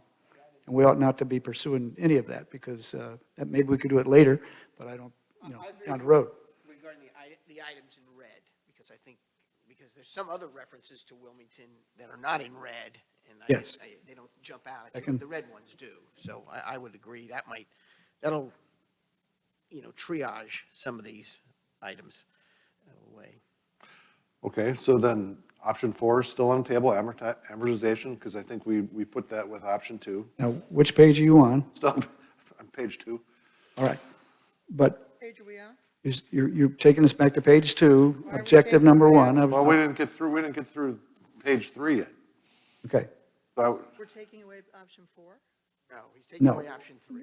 no, I took away option 3 because it Yeah. was the special use. permit. Wilmington, it's gone. Okay, good, Yeah. okay. And option 4 is Option there. 4 is amortization. There was two of you at least Correct. thought that was something we should look at. Then option 5 would be to make the uses non-conforming. So what would happen is if we prohibited everything in all the districts, say we prohibited in certain districts, they would become non-conforming uses. Those nonconformities would exist like any other nonconformity, and the intent is that they go away over time. The big issue with the big issue is we don't know, if we make things non-conforming, we don't have, again, have another mechanism that we know that it's a short-term rental out there, because we don't have any type of registration. So we don't know when, so if somebody creates a new STR somewhere, we don't know when it gets created, so it's hard for us to track. So the whole non-conforming thing is difficult for us to enforce. Is that not automatic, Darren? If you prohibit short-term rentals in a district, then existing short-term rentals are, by definitions, non-conforming from that point forward. That's correct. That's correct. Not really an option, it's just an outcome. But then you're telling the person who owns that short-term rental that they have to shut it down because it's not conforming? No, it can, Language or ordinance. it can continue to exist as a, if it was an amortization gets rid of it over a specified period, 3 to 5 years. A nonconformity generally exists until the nonconformity changes and it has to be brought into conformity. Got it. Or it is eliminated. Got it. And I'm still unclear. Wilmington, to me, said no amortization. And maybe it's not that black and white. Wilmington, what? No, that's not correct. Amortization was tied to registration in the Wilmington case. So we wouldn't tie it to the registration. We would just prohibit them. You would just potentially prohibit them and amortize. I can't see it. I've been talking to them. Amortization can be specified in each zoning decision that would be made. I wrote that down after reading the case. You can amortize as long as it's matched to the particular zoning area that you're either restricting or not, the short-term rental. You can amortize under statute. The non-conforming, Jeff, you're right, I don't know. So not take non-conforming, Second, pass it I'm on. not sure which one we're on. Say again? We're still on objective 1. So, There's a whole bunch of Yeah, objective are we ones. page 4? oh, sorry. What page are we? Yeah, you're right. I realized that as soon as you guys started sending me things back, that I should have had a different classification system. Yeah. I'll learn that next time. Sorry. We were just talking about page 3, which would be option 5 in the non-conforming. I don't have an option 5 on page 3. Yes, you do. I handed it all out tonight. Very bottom, I think. Okay.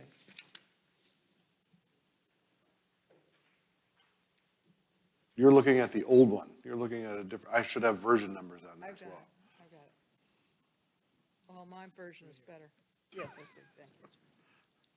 All right. Next one. Or can we move on to the next one now? Call the page number out, go ahead. Page 4. Go. So the first two are red letter Wilmington items, and we slash them out? Yes, the limit concentrations in single-family districts. That one was establish a separation requirement. The other was to cap the total number. We don't think that we can do that based on Wilmington. So we're back to, if you want to limit concentrations in neighborhoods, would be to prohibit, and then with option 3, and/or amortize with option 4. And just to be clear, Wilmington doesn't say that you can't have a separation requirement. It doesn't say you can't cap, but without a permitting requirement, how do you? You can't do it. How do you control it? Yes. It's just not I reasonable. got you. And it's not like that's not done with zoning. We do have separation distances with zoning. Yeah. We have some cap requirements with zoning. It's just that we can't, that's all, again, tied to a permit. We don't have a permit that we can tie it to. So it's option 3 and option 4, and I think you two have discussed, we've had some discussion on option 3 and option 4 for, They're yeah, we can move on. coincide with our earlier discussion, right? Okay. So page 5, PDO amendment. This gets at what Jane was just talking about, defining the land use. So again, it's always been our position that you have to define the land use in order to regulate it, and whether you allow it or whether you prohibit it. So what we're proposing is, I think I think I hear some preference on option 2, define STRs as whole house, as less than 30 days consecutive rental. And do we need the minimum 24-hour stay or not? That's again going to be hard for us to enforce in any such way. So If you can't check in until 3 o'clock in the afternoon, because so that they Well, can clean the place, and then you have to check out by just 10 pull it off. o'clock in the morning, is that Take it off. 24? we'll just take that section off. Take it out. Now, there wasn't a discussion that you've had on the certain named periods. So I think that still has to be worked through because, Jan, you're absolutely right, that 14 days, that was just kind of a give up for an annual thing. When I wrote an ordinance, I helped write a registration ordinance in Oshkosh. We pulled off the first 15 days because annually we had one event, one large event in the community, and people were in town for at least 14 days. So the registration kicked in annually at 16 days. So that's what I think you all are intending. But now, because we don't have, again, that registration requirement, we're back to we have to consider certain name periods. I think that has yet to be discussed and fleshed out, but if you like that option, we can continue to talk about that. Wait, say that again, we have to do what? If the original idea was that 14 days was related to the US Open, but without a registration period, we can't track a free 14 days. The only way we can do it is to name certain periods where you could potentially Yes. use it use your home as a short-term rental in these areas. Why are you ignoring the year-round demand for short-term rentals? We're still defining them. We're still back to option one, which is prohibit or allow in various districts, amortize. Defining it is not ignoring it. We're just simply defining the land use. I think what Lydia is calling attention to is this isn't just about US Opens. Oh, yeah. No, There's a continual cycle of large Events. tourism drawing events in the broader Pinehurst community that might make it appropriate for It might. But the a US Open. permanent resident the to US say, Open's I the want to use, granddaddy. I want to use my 14 days here versus there versus the other. And that's why I I'm said not- the named periods. It'd have to be a Oh, named is that not period. what you're getting at? Well, kind of, but I think the demand is more than just these 14-day segments. I think there is a year-long cycle of people coming here to play golf, including in the winter, when colleges are lured here to bring their kids in to play golf here and use the short term. I mean, I've got a list of 1, 2, 3, at least 10 different types of events that go on all year long that bring people in here, and it's not economical for them to stay in the hotels. I mean, we had somebody come in recently with her kids that she coaches in a college, and they stayed in a short-term rental across from the school. It's just, unless you're involved in this, I don't think you can appreciate the ongoing, evolving visitors to this area to play golf. It's not just the U.S. Open, it's just, there's several U.S. Kids Golf tournaments, there's several North-South tournaments. We have 400 units. Not everyone has to stay in a single one in a residential community. They can stay in condos and other available outlets. Their choice. Yeah, I mean, there's hotels, there's Can afford 'em. condos. Yeah, anywhere in the county. It's not just Pinehurst, that's true. 17 square miles. They can stay in Southern Pines if Southern Pines allowed short-term rentals. So I think what I'm hearing on this one is we can define the STRs, less than 30 days. We can pull off the minimum 24-hour stay, and we can still talk about these certain name periods if we want to do something. Exceptions. Yes, carve-outs for certain things. You can always- It's difficult. I mean, that's going to be difficult to enforce once again. I'm kind of nervous about that because it puts in place a requirement for us to stay on top of that, to continually name what these I agree. periods are. It's complicated. Listen, It's complicated for us on the I agree administrative. with, I agree with that. That is sort of you become traffic cops year-round for every event. When it Rental sets us up traffic to miss a deadline, or, I mean, we miss an event that probably was really appropriate, and we just didn't declare that date, and then we're dealing with upset homeowners that. So then we come down to the question of, to what extent do we want to be in the business of managing, micromanaging this stuff? Yeah. I mean, Shane, that's That- been one of my that's amazing. questions. Minimize that. Just said the same thing I did, but. That's a major part of the discussion, Yeah. going forward, because we don't want to put an overly difficult task on the village staff or the police department or whomever else. So I think as we look at these, there will be some cost considerations to make, and the simpler the better, so long as it can be effective. But that's the question, how can we make it effective and how can we make it work? And we can't all be dependent on the staff. I think if you just leave it as a flexible 14-day allowance for all of our residences out there, our neighbors are going to tell us when something's not right. That's kind of what I was looking at, just in the sense of, just you got 14 days grace. To use it I however agree. use it however you want to use it. So if it's the kids amateur open, Whatever, yeah. awesome. Yeah. Yeah, yeah. I think Cornelius tried it and just gave up on it because it wasn't workable. Did they? But wait a minute, so you're saying you got a So they 14-day stopped grace allowing it? period, but if you Couldn't keep track of the 14 If you days. do make your home available to the 5 North-South tournaments and the month-long of U.S. Kids Golf, and then, I mean, then Lydia, it's 14 days. You can't do a month in, okay? you can't do what? I'm not saying, if you go into the business where you keep on renting it out and it goes more than 14 days, now you're in the short-term rental business. If you own your home and you're going to head out to the beach for a couple of weeks and the U.S. Open is going on or the Amateur Open is going on or Wake Forest has got their tournament here, whatever the case may be, that you think that, hey, somebody might rent my house for this time and you want to do it, then that's fine. It just gives the homeowner a little bit of leeway on there.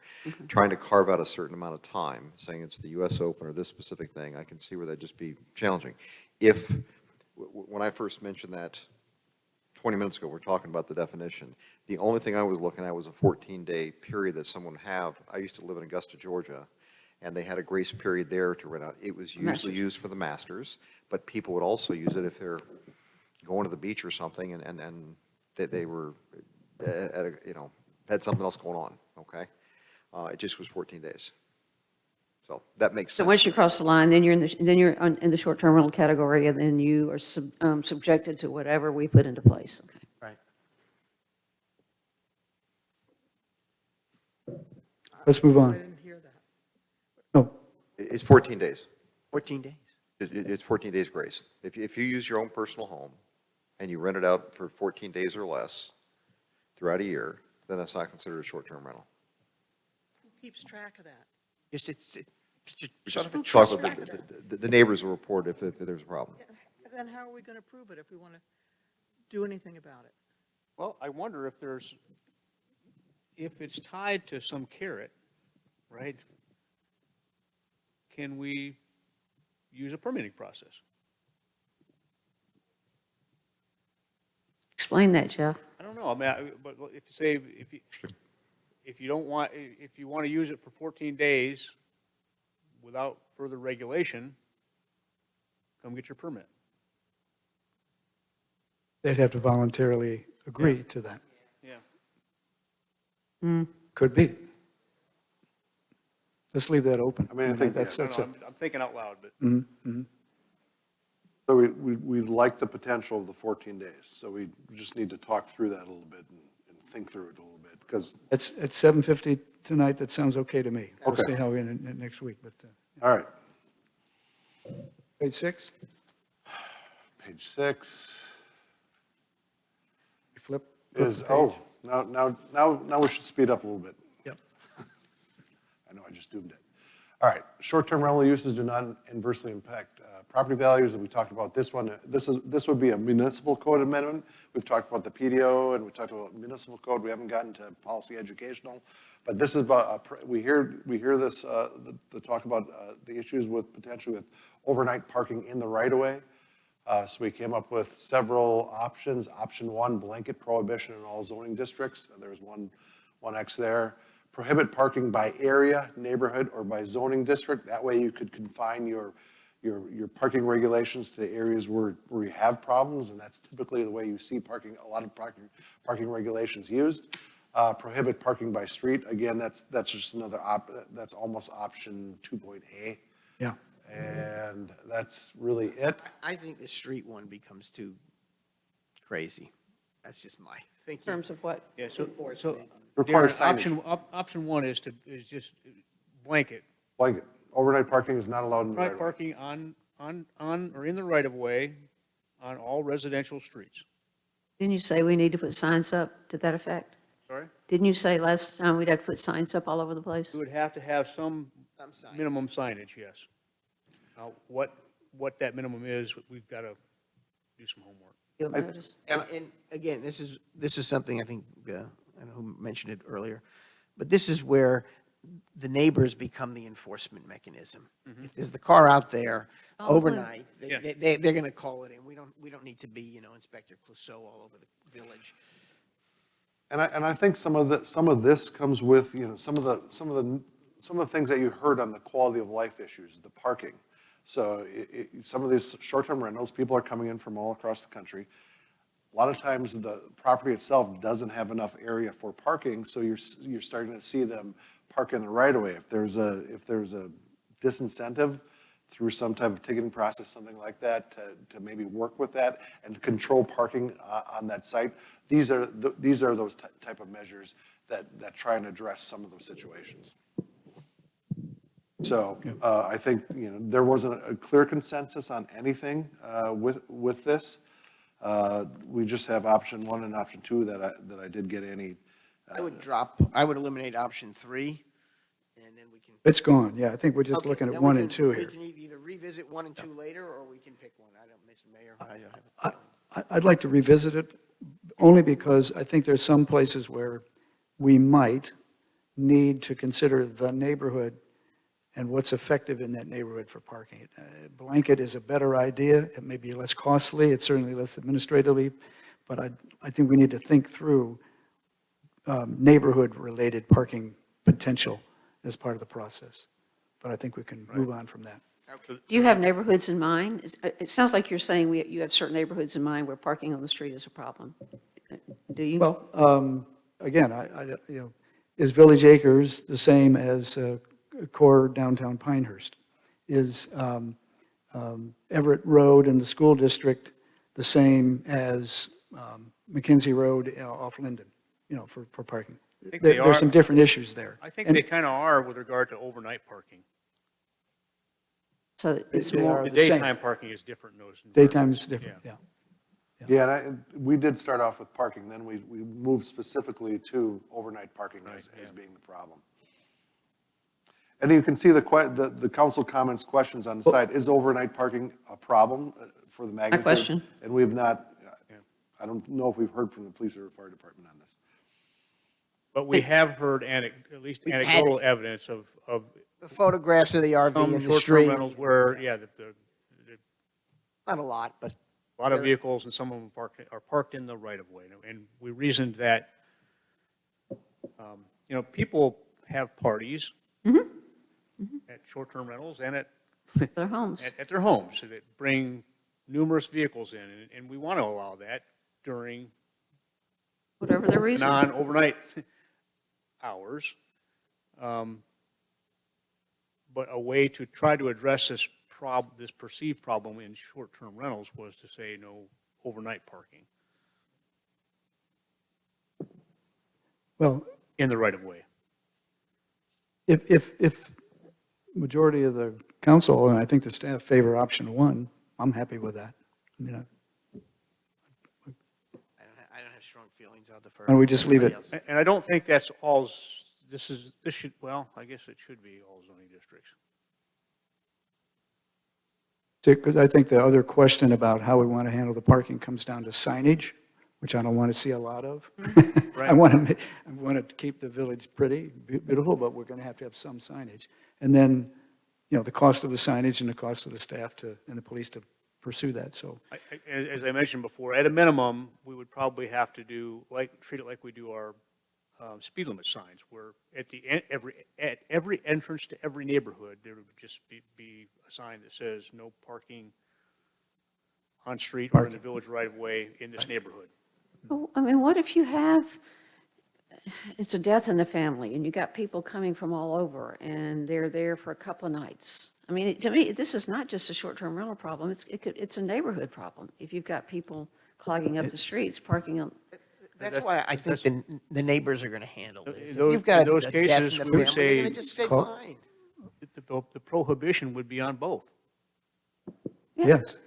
but Yes. is it a significant enough problem that we need to put that prohibition in place? I don't know. I don't know the answer to that. I think there are enough citizens that feel that it is. I don't know if it is, but I get photos sent of cars parked. The RVs, I get more RVs. I don't see many of them myself, but People worried about potentially backing into into a vehicle that's parked in the right of way Right. as they're coming out of the driveway, or and the RVs always raise the restricting the suspicion. flow of traffic because you're partially on the street, partially in The off R- the street. The RVs always raise the suspicion that there are people sleeping in those in addition to the people in the house. Dan, Right. What? okay, I mean, Now, look- I think you can get, can't you get a 2-day permission, a permit to have somebody park their RV in your can. what's the You rule call our there? office. Huh? You call our office, no. Okay, so it's parked there for 2 days. Are they allowed to sleep in it, or do we care? We don't say, We don't ask. we don't say one way or the other. Yeah, my point is, it's not against our ordinances to park your RV in a driveway with permission from the planning department. And we don't get into whether they're sleeping in it.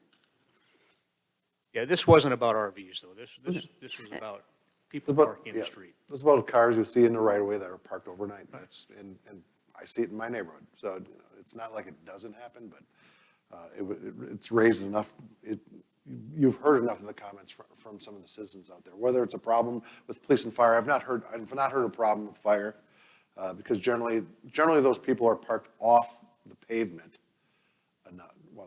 That's generally the ones I see in my neighborhood. So that's, because we have right, Saying, let's go forward with what, option one? Is that what everyone's saying right now? I think that was the better, Okay. more, yeah. Page 7. Page 7, enforcement fines. And this would fall on all properties, and I think this is an issue that Yes. that we've been looking at, trying to upgrade for a while yet, and this is to create a tiered and multi-violator code enforcement system that escalates per property for violations within a rolling calendar year. If you have multiple violations on your property, and we've warned you about certain things, we want to be able to go right to the fine and then elevate that fine in the course of a year. Name a violation and what the first time offense is as a fine. Just give me an idea, because I'm flying blind right now. Noise ordinance Okay, violation. what happens? I'm in violation of the noise ordinance. What happens to me the first time? Accelerated fine, right?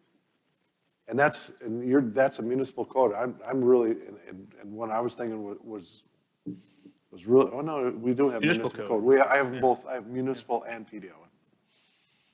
I mean, is it $100? What is the fine? That's I think there's some different ones. I think we have a $500 fine. okay. I just think we ought to make it a deterrent. That's all I think. Think what? It should be a deterrent, the fine. Yeah. A reasonable The deterrent. notion That's all. behind the graduated response is that you want to get people, you don't want to hit somebody with a stick for an innocent violation, right? I agree But with when it gets to be a pattern, But it shouldn't be viewed as just the cost of doing business. That is correct. That's what and I want to avoid. And that's why that's that whole, the tiered system. I'm fine. I just was trying to Yeah. get a feel. Thank you. And that would pair up both with municipal code and with the PDO. Okay. Right. So is there any other discussion on that particular item? Go for it. All right. Objective number 2. That's special use permits. I think we've pulled that one off for now. Yep. Page 8. Page 8, establish standards for STRs of parking. So this one is easy to enforce when we have a permit requirement. It gets a little bit more harder to enforce when we don't actually have a permit requirement. Unless we, like I said, if we pair it with a PDO update to control where the appropriate surface parking locations are. But parking is the number of parking spaces and location of required parking. And what we were looking at, and a common one that we've seen is 1 parking space per bedroom. The pros on it is it's a nice objective standard. And if you have a permit requirement, it's easy to enforce. However, if we don't have a permit requirement, it's going to be a little bit harder for us to enforce that with somebody coming in and establishing that land use, because we don't have a permit requirement. yeah, it's more than hard. What do you mean bedroom? Sorry? per bedroom. Well, yeah, what qualifies as a bedroom is a good question. Yeah. But even then, what qualifies as a parking space? Yeah, And, if you define this requirement in our ordinances, you got neighbors that are making their own subjective assessment of what is and isn't a parking space, and they're complaining to us, and they're angry, and they want us to do something, but As long as they're not on the so let's street. go measure the square footage on this driveway and try to figure out exactly how many parking spaces it actually accommodates. It's a nightmare. That I'm would be a I'm nightmare. leaning towards dropping this. I agree with On- that. On the assumption that if you know you're not allowed to park on the street overnight, Yeah. that itself is a disciplinary action rather than go around counting. Yeah, the law is that you're either completely off the road or you're completely on it. Yeah. But Okay? Anybody else want to keep it? I'm for taking it off. the idea behind this was, we wanted you to have, what do we hear? We hear common complaints about parking, right? There's too many cars, all that. Yeah. That was going to be tied to the more bedrooms you have, the more parking spaces that you should logically have. Without the permitting requirement, it's going to be tough for us to enforce. So it makes sense Yeah. from a standard standpoint when you can look at a permit, but when you can't enforce a permit, it's very hard for us to do it. Even though there's two X's of support there, it's not very enforceable, doesn't work. at least under our current understanding of Bed Wilmington. and breakfast. Pardon me? We have parking requirements for bed and breakfast. But those rules were put together with the assumption that there was going to be a permitting process. The layout of the house was going to be understood, and they were going to be looking at the site plan Right. of the property, and they would know what they were talking about. Right. And we can't do those things now, is that And if correct? we had a permitting requirement, we could. Yep. All right. So Not without a permit requirement. if we're going to ask for some kind of a special act, maybe that's one of the things we ask for, Permitting? permitting. Okay. Next. Page 9, establish standards for STR occupancy limits. Again, when you have a permit, we can potentially, it's very hard to enforce, but it's not an uncommon requirement that I've seen. But again, if we can't tie it to a permit, it's going to be, we'd have to, you'd have to be monitoring the Airbnb sites and all these other sites in the advertising, and I'm not sure how accurate half of that is. So, I think the idea, if it's tied to a permit, works, but it's going to be very hard to enforce. It's the standard that seems to be adopted by other towns. It So is. It's the There's no doubt. five-bedroom. I think in practice, it may be, it may be difficult or impossible for us to enforce the number of people who are actually staying at one of these residences overnight on any given night. But I think that at a minimum, we could, when faced with a complaint by a neighbor or resident, we could look at the Moore County tax records, find out how many bedrooms Moore County thinks are in that home, and if the number is somehow more than that, then it's probably a result of the fact that they made some improvements to the home without a permit. So anyway, go to the Moore County tax records, find out how many bedrooms there are,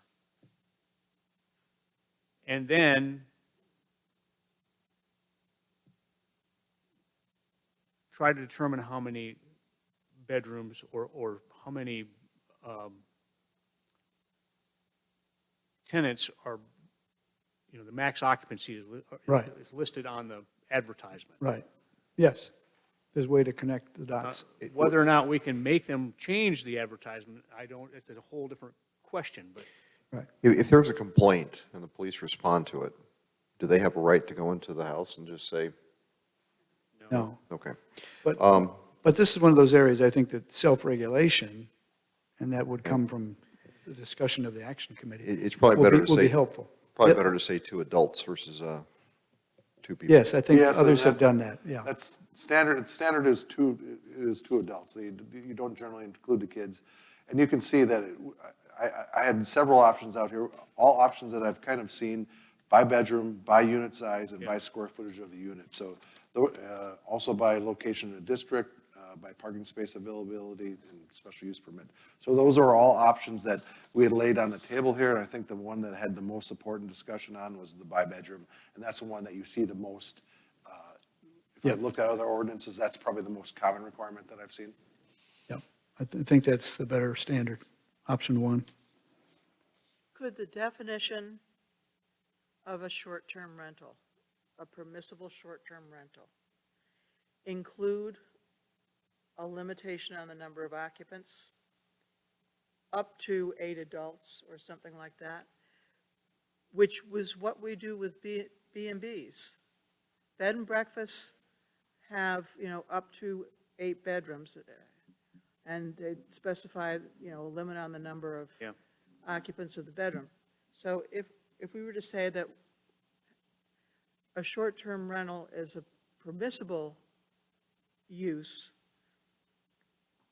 only if it does not exceed You could do it, occupants, well, or 8 adult occupants. That's Could we do interesting that? approach. that's a difference between a definition and the language Yes. that's in Here, the use.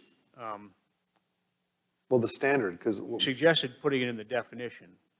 I'm just asking if If you, that would if, work. if you're going to do that, then you would have to, we would be required to also have a complementary definition in our ordinance that defines what otherwise would be a short-term rental, but it has more people, and then specifically prohibit it. Or that's more cumbersome than just defining it like we did and putting the max occupancy in the language of the ordinance. I think it'd be cleaner just go with the bedrooms and say 2 adults per bedroom.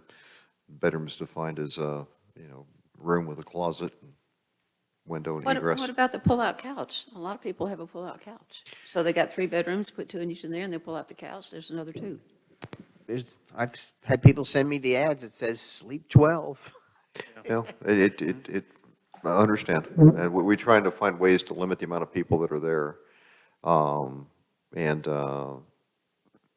Let me ask you, why do we care if they're behaving? I'm just throwing that out there. Why do we care if they're behaving?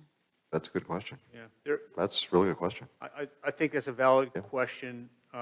It links to another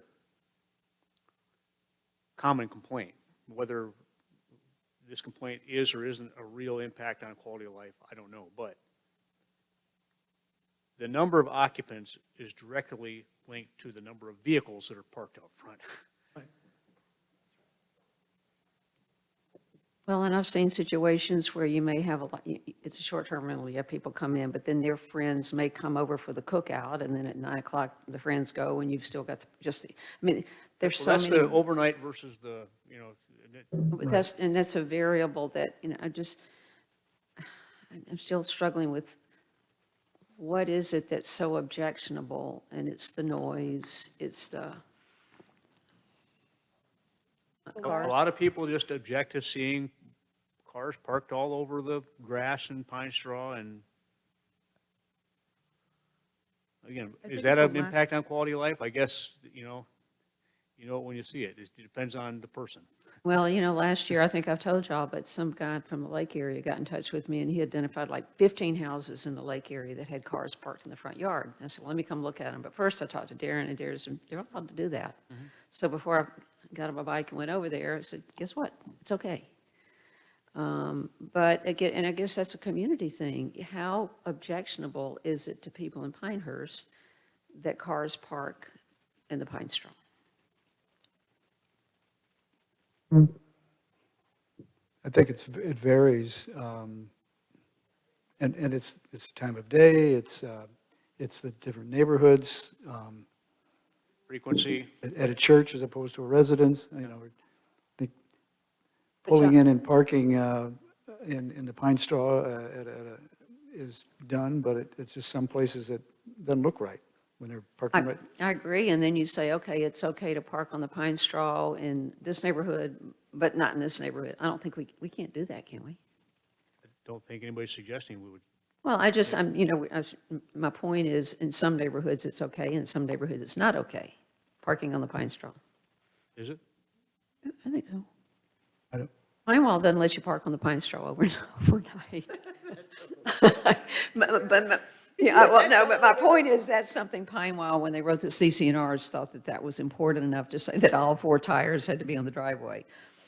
So this is listed as an option because it's a frequent complaint. Yeah, It's Yeah. number of vehicles out front. right. That's, I think we need this. yeah. I mean, what happens There- inside the house, I don't think the neighbors really care if there's Not too much 10, noise. actually, 10 people sleeping there. It's what happens outside the house, when there's 10 people outside being loud, or 10 cars parked out front, or, Right. And this is where I really want to hear the input of the community on these. We don't live with this, they're living with it. I'm sorry, sir, we don't take comments send us an email and we'll carry on. Is this option 1 then what we want to do on this page? Okay? Yeah, let's go with I'm fine with option 1. All right, so should we move on to page 10?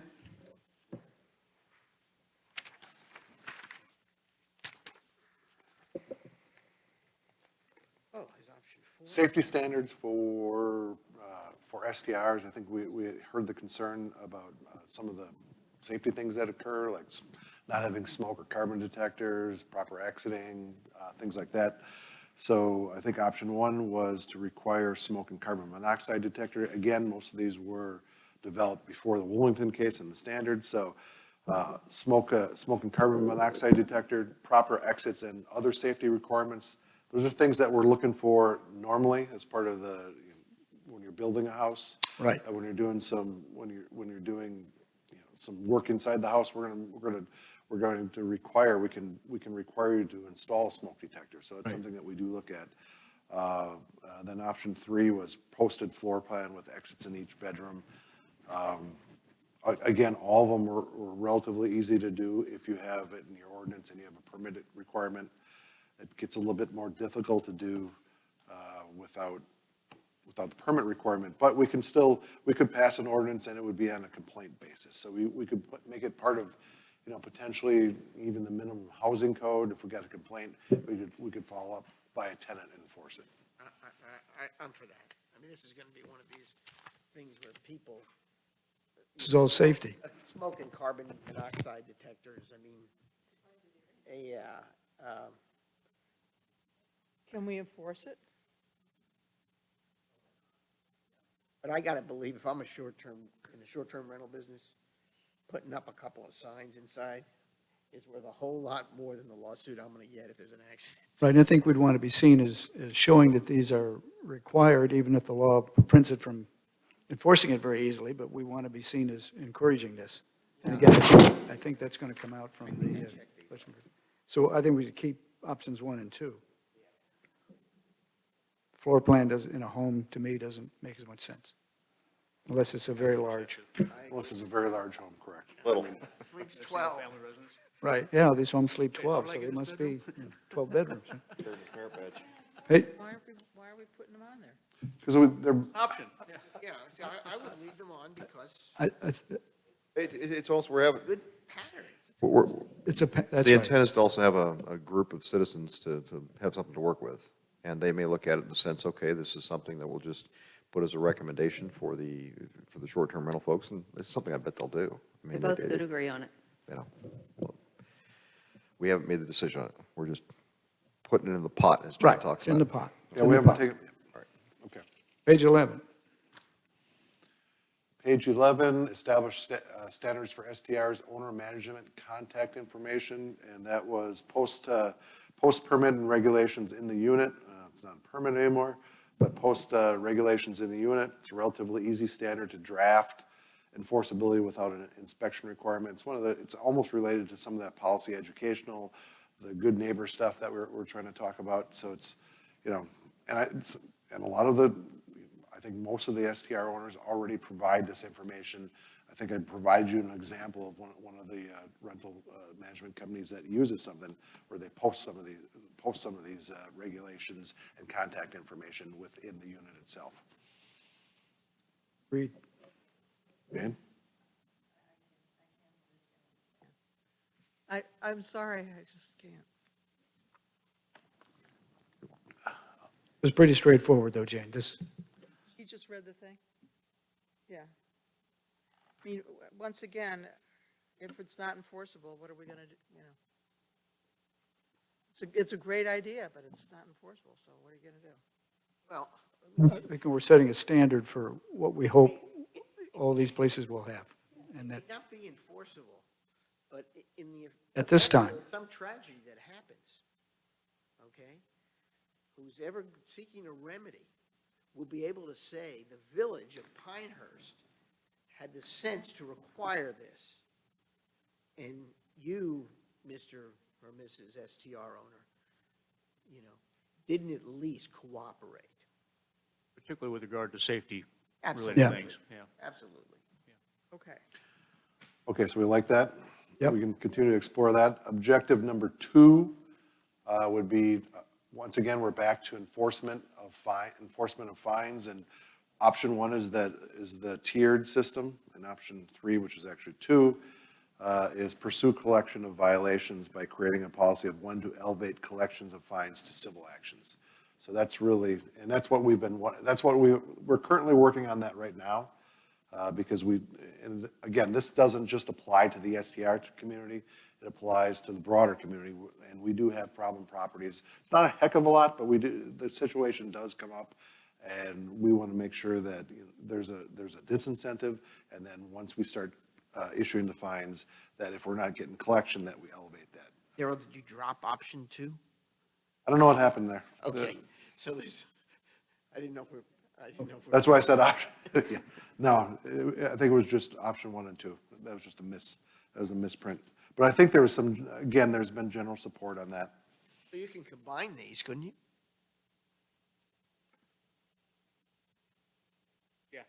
Yeah? Okay. I don't have why don't we any do problem. that? I don't have any problem.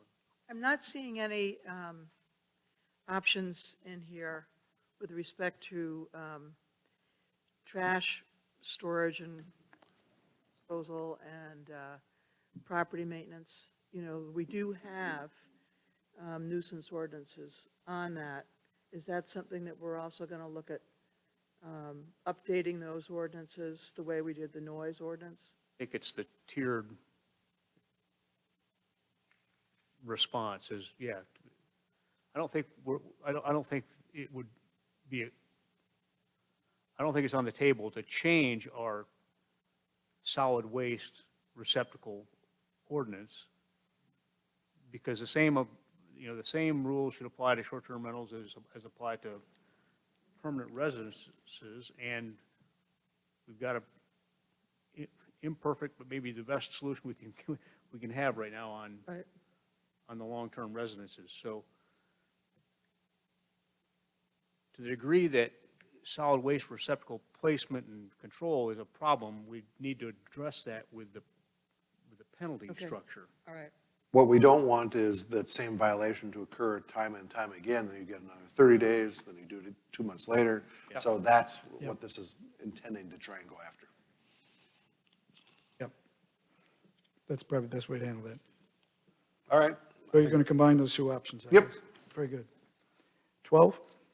12 is, now we're getting some of that policy educational stuff. We're still on objective 2. I have three options here. One was to create the good neighbor guide, create the guide and send to neighbors and require posting in a unit. That, again, we were going to pair that up with the permit requirement. Option 2 was the subscription service. It's a hotline where nuisances, there's actually a service out there where if we had the contact information for all the STRs, that there's a subscription service where a neighbor can call to that service, and the subscription service will reach out to the designated contact for that. So that's another one. And then option 3 was something I kind of thought about at the end, was developing some type of voluntary registration program. It wouldn't be regulatory, But, how would we incentivize, what's the carrot to incentivize people to participate into that registration program? I think I've heard some of those carrot about maybe getting on our website that, that you've met, you meet certain requirements, things like that. Create a preferred renter award. So it's a preferred short-term rental that we bestow upon you from the village council because you have signed up, you registered, you've violated, you're showing all the rules, you show you got your smoke detectors and you're voluntarily complying with the stuff. And then we give you a stamp saying, okay, and you don't have complaints and you're actually, your residents are good residents. It's a carrot. Monitor that planning, Well, it's a, planning person?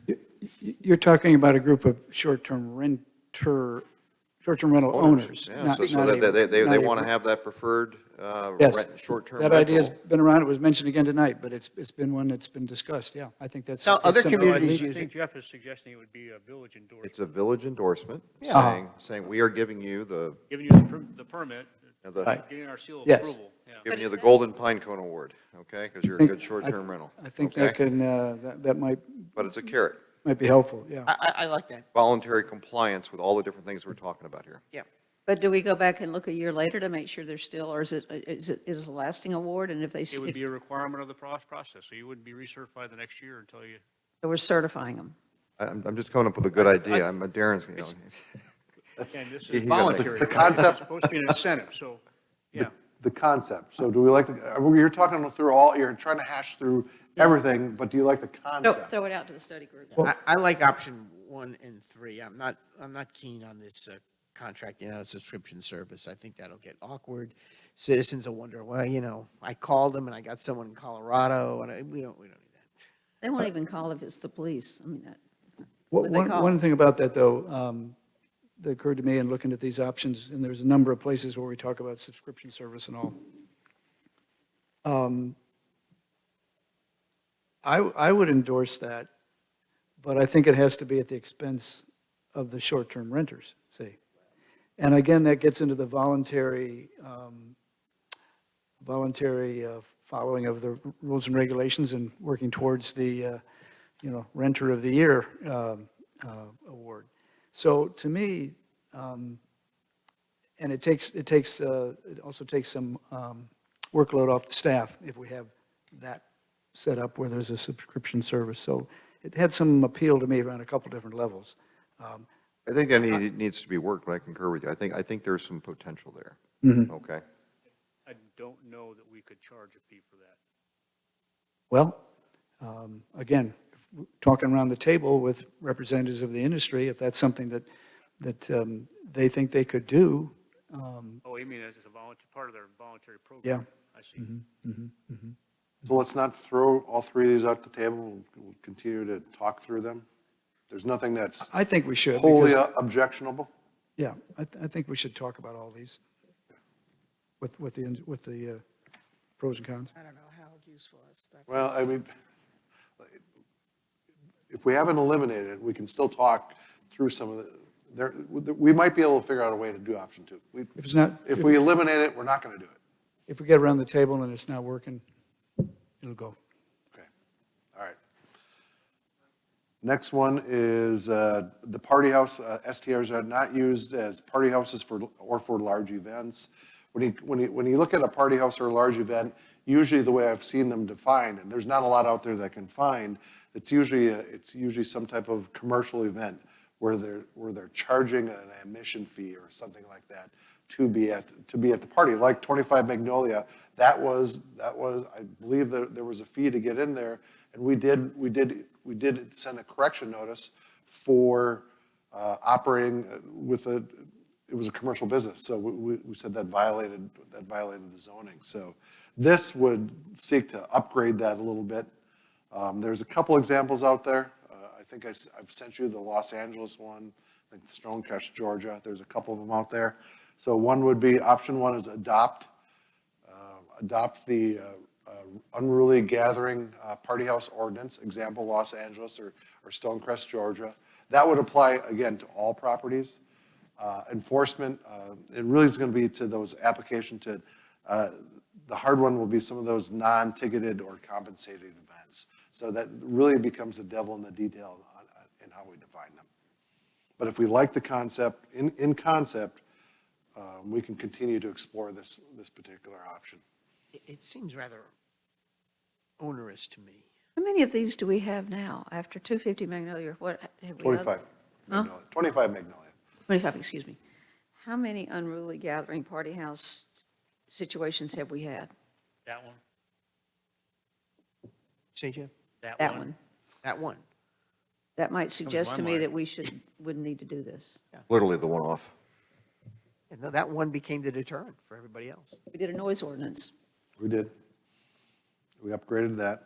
Yes. I don't, I think you need to have this sort of a piece in our regulations. Don't we already have those ordinances? Places, party house, it's So related. you created a noise ordinance after it. There's been nothing that's popped up since then. Is Well, there a it's need not for just a more? noise ordinance. It isn't part of this as we go into this large house issue,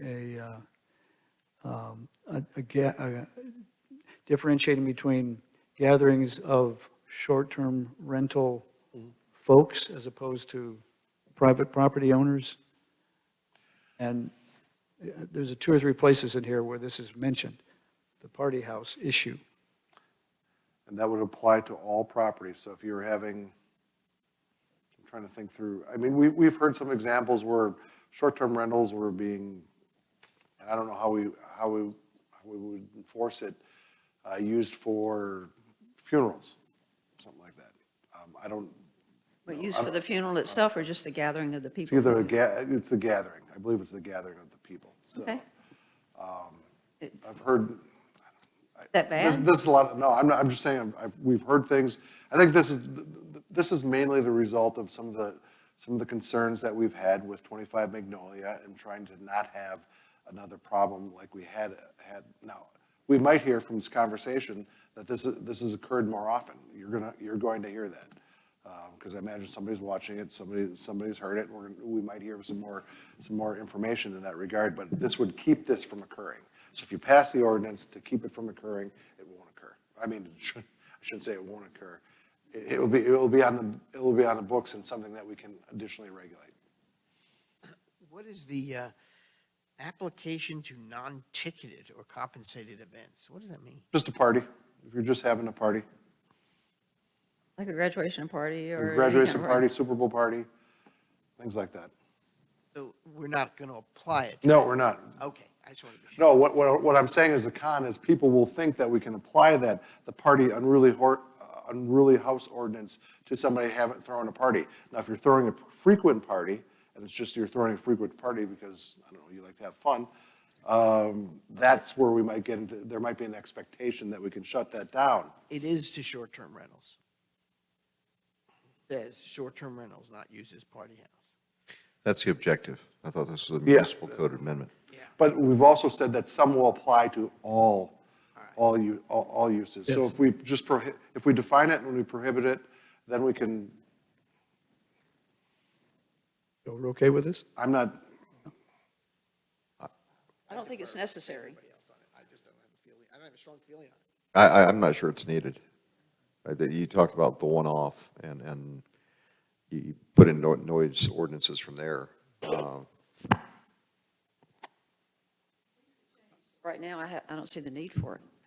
I mean, we have tried to address it by upgrading the noise ordinance. We can look at things like parking, like we're already talking about.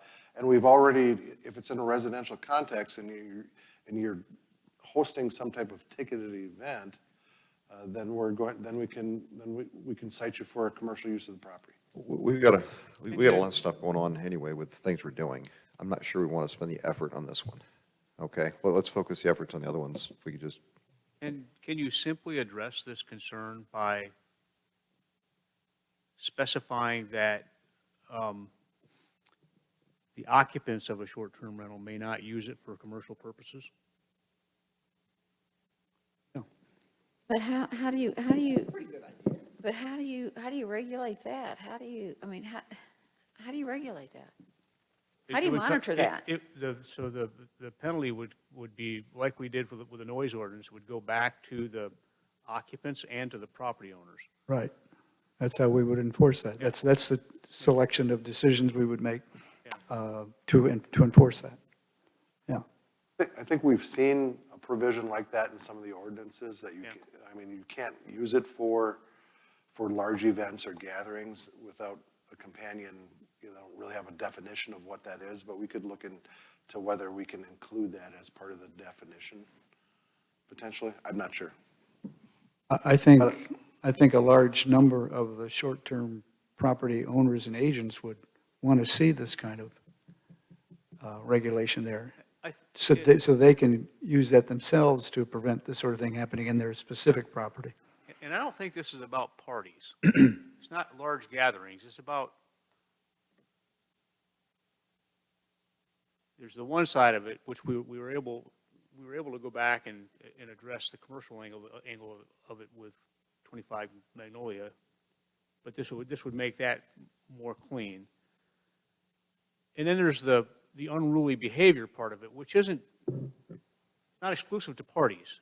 And we address those challenges through other municipal code language, like our noise ordinance.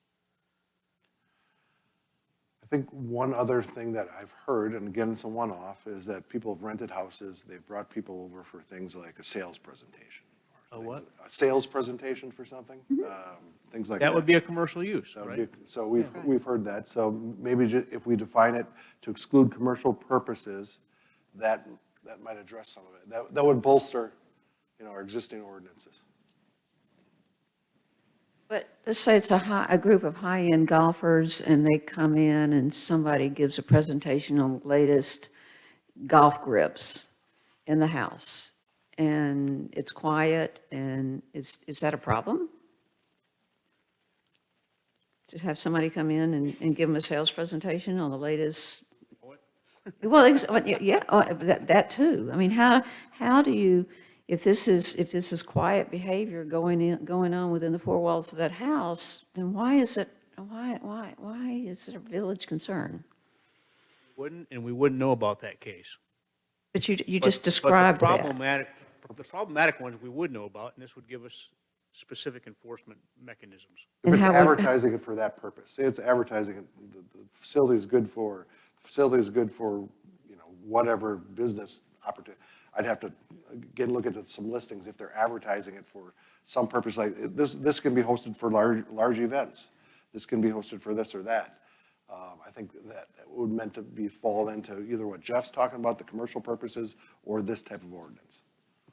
And I think, the more I think about it, maybe the better angle at this is to somewhere as part of the definitions, just say that it can't be used for commercial purposes. I think that's probably the easiest without having to go through and draft this ordinance. How do you define commercial purposes? I think we have that definition somewhere in the PDO.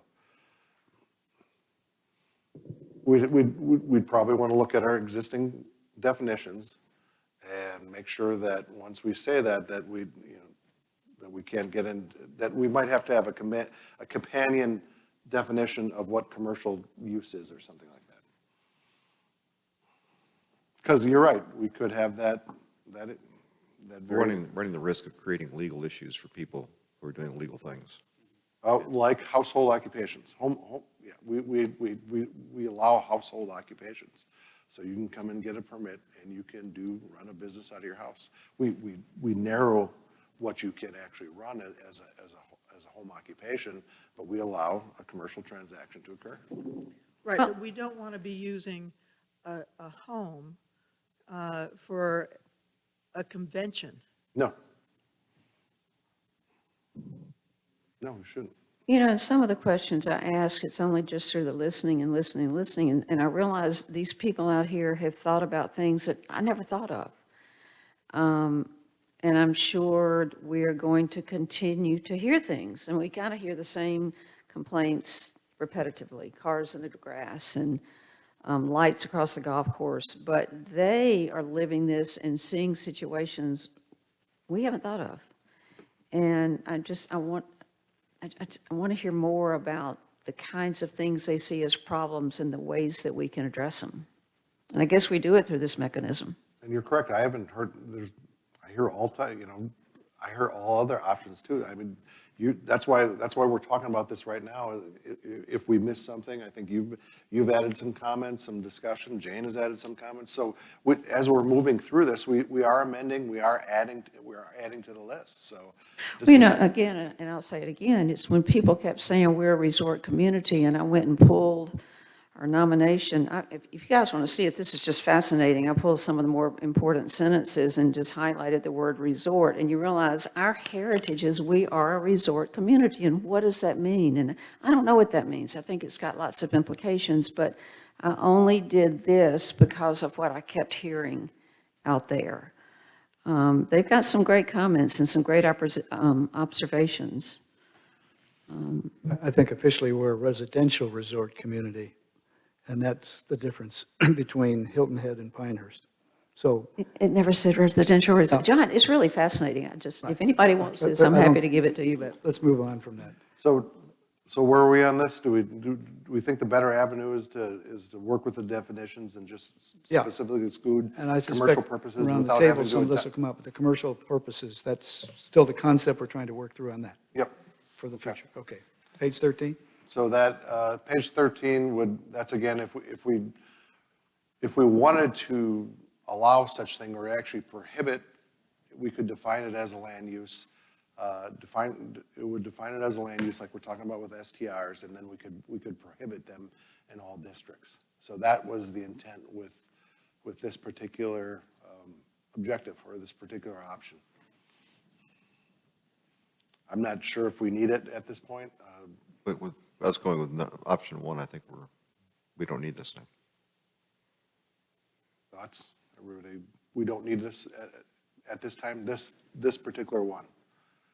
Defining it as a land use and developing standards. Defining for it. party house as a Yes, land use. I'm sorry, yes.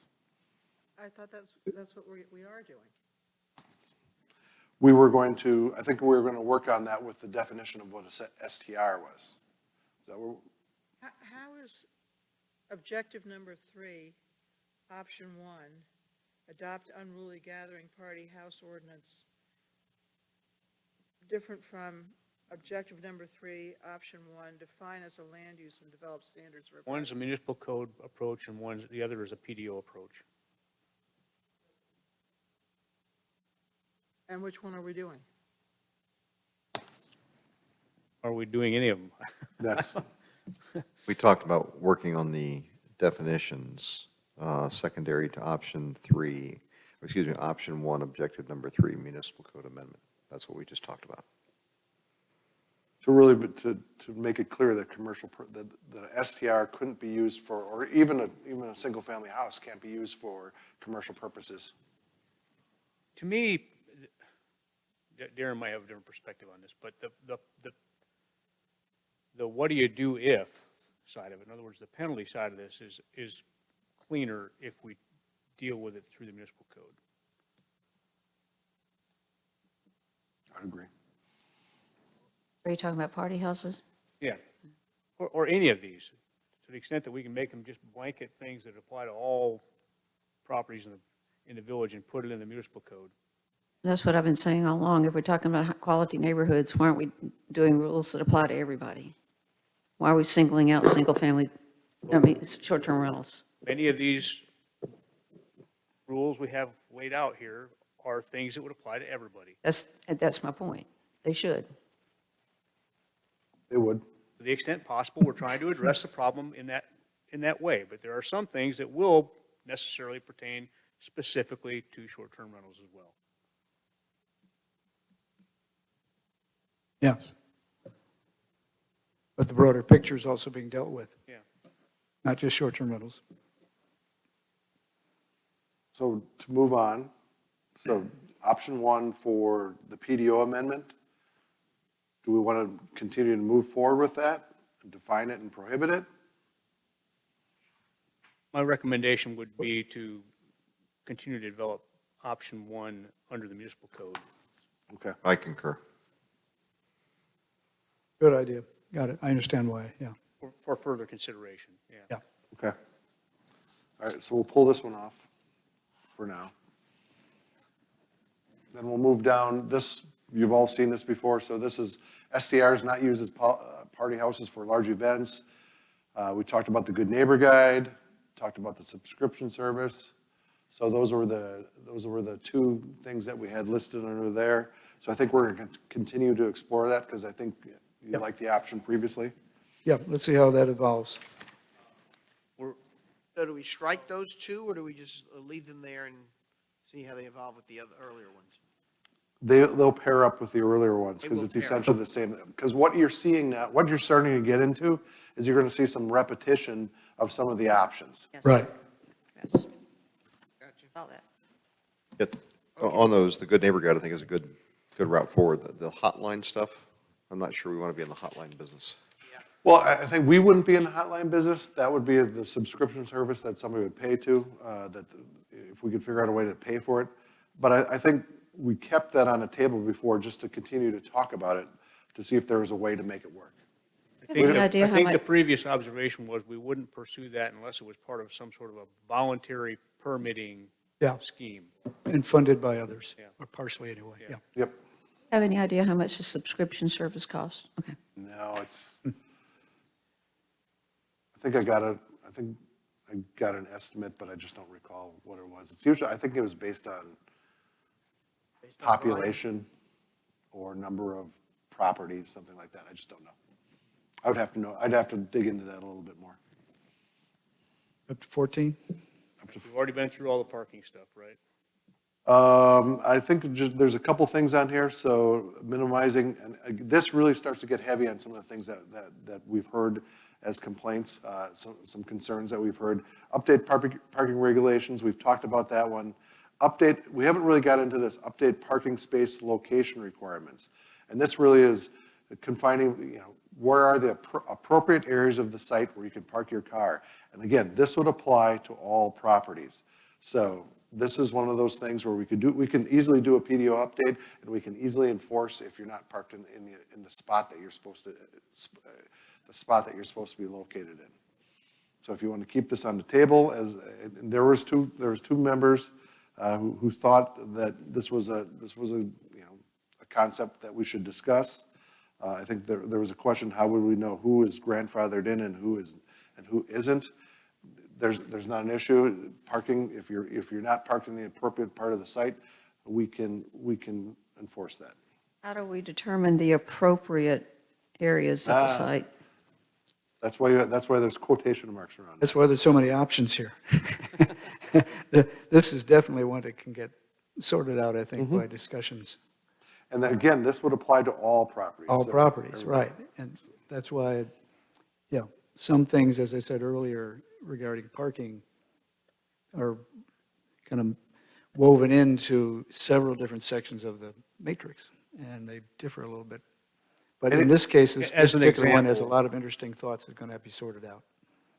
As an example, a way to approach this might be to say that all residential properties, any parking in the front yard would have to be on an impervious surface. Any parking that's not on an impervious surface could not be in the front yard. But then we've Try to heard, get away from that visual of all the cars piled up in front Right. of homes, Right. pine straw, and What do you do about the side yard and the backyard?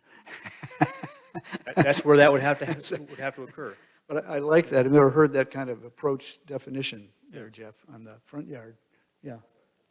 What was the other one, Lydia, you had earlier? Got to keep at least 3 tires on the pavement, or 4 tires? Or, I've got adult children who come and visit, and I got a fenced-in backyard, so the only place they can park is in the front yard. So it keeps my kids from being able to park at my house if this is the, I don't particularly like that one. Tell them to carpool. We know that, by experience, we know it's gonna happen on occasion. It becomes the habitual ones where they're always parked in that spot or in that area. that this would go, that this would seek to address those situations. You know, Darren, okay, so this, excuse me, this first goes to whatever group is going to hash it out. But then if we're going to adopt ordinances, that's just another level of public input. Yes. So there's lots of levels of public input. So, yes, that is correct. They'll have to, because it'd have to be a PDO amendment, so that'd have to go through the public hearing process of, Well, even an ordinance. yes, correct. So option 2 is update the parking space requirements, and option 3, Jeff kind of discussed it, are prohibit parking front yard unless on approved spaces. So the appropriate, or the pros on that were confines parking to appropriate areas of the site. The con was it's going to apply to all properties. The one other thing that you might get is, things you have to look at, you might get more impervious surfaces in the front yard than you were anticipating, because you have to start regulating where parking can go. Can we limit the amount of impervious surface in We the already front do. yard? We already do. To what? Depends on what zoning district you're in. So parking, a parking space, if it's a paved space or gravel, that's considered impervious. Impervious, considered impervious. So gravel would be considered impervious. What's the percentage of the, It's different, I think it's okay, 40% in some districts, residential. No, that you would need a variance for, because it's a PDO requirement. Jane, I don't have the PDO in front of me, so I don't have. no, but, I mean, you do want to limit the amount of impervious coverage in the front yard You could, and not have somebody just pave their whole front yard and park a whole bunch of cars.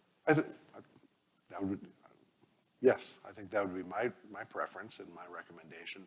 But again, we're not there, we're not into the details on that. Do you like the concept enough to include this as part of that Yes. process? Both of these, options 2 and 3, is that what the general consensus is? We should continue to explore them?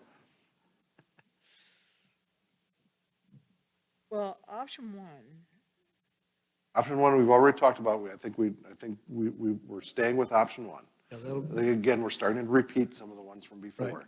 Option 2 and 3 this is really where we start to talk about, prior when we talked about parking, we were talking about number of spaces. Right. Now we're talking about where do we want those spaces? And again, this is a general, this is going to apply to all properties. yeah.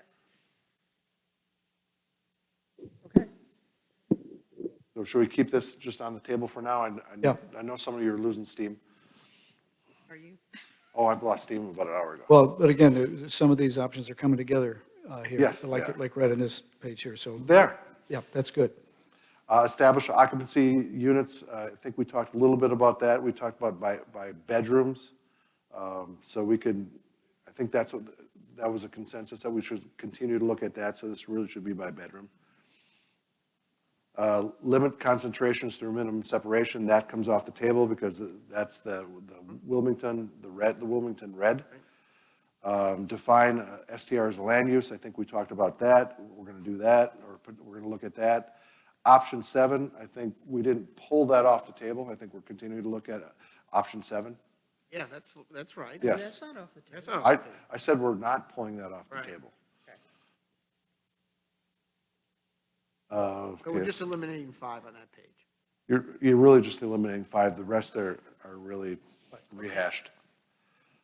6, or option, let's see, option 7, option 8 was, 8 is dead.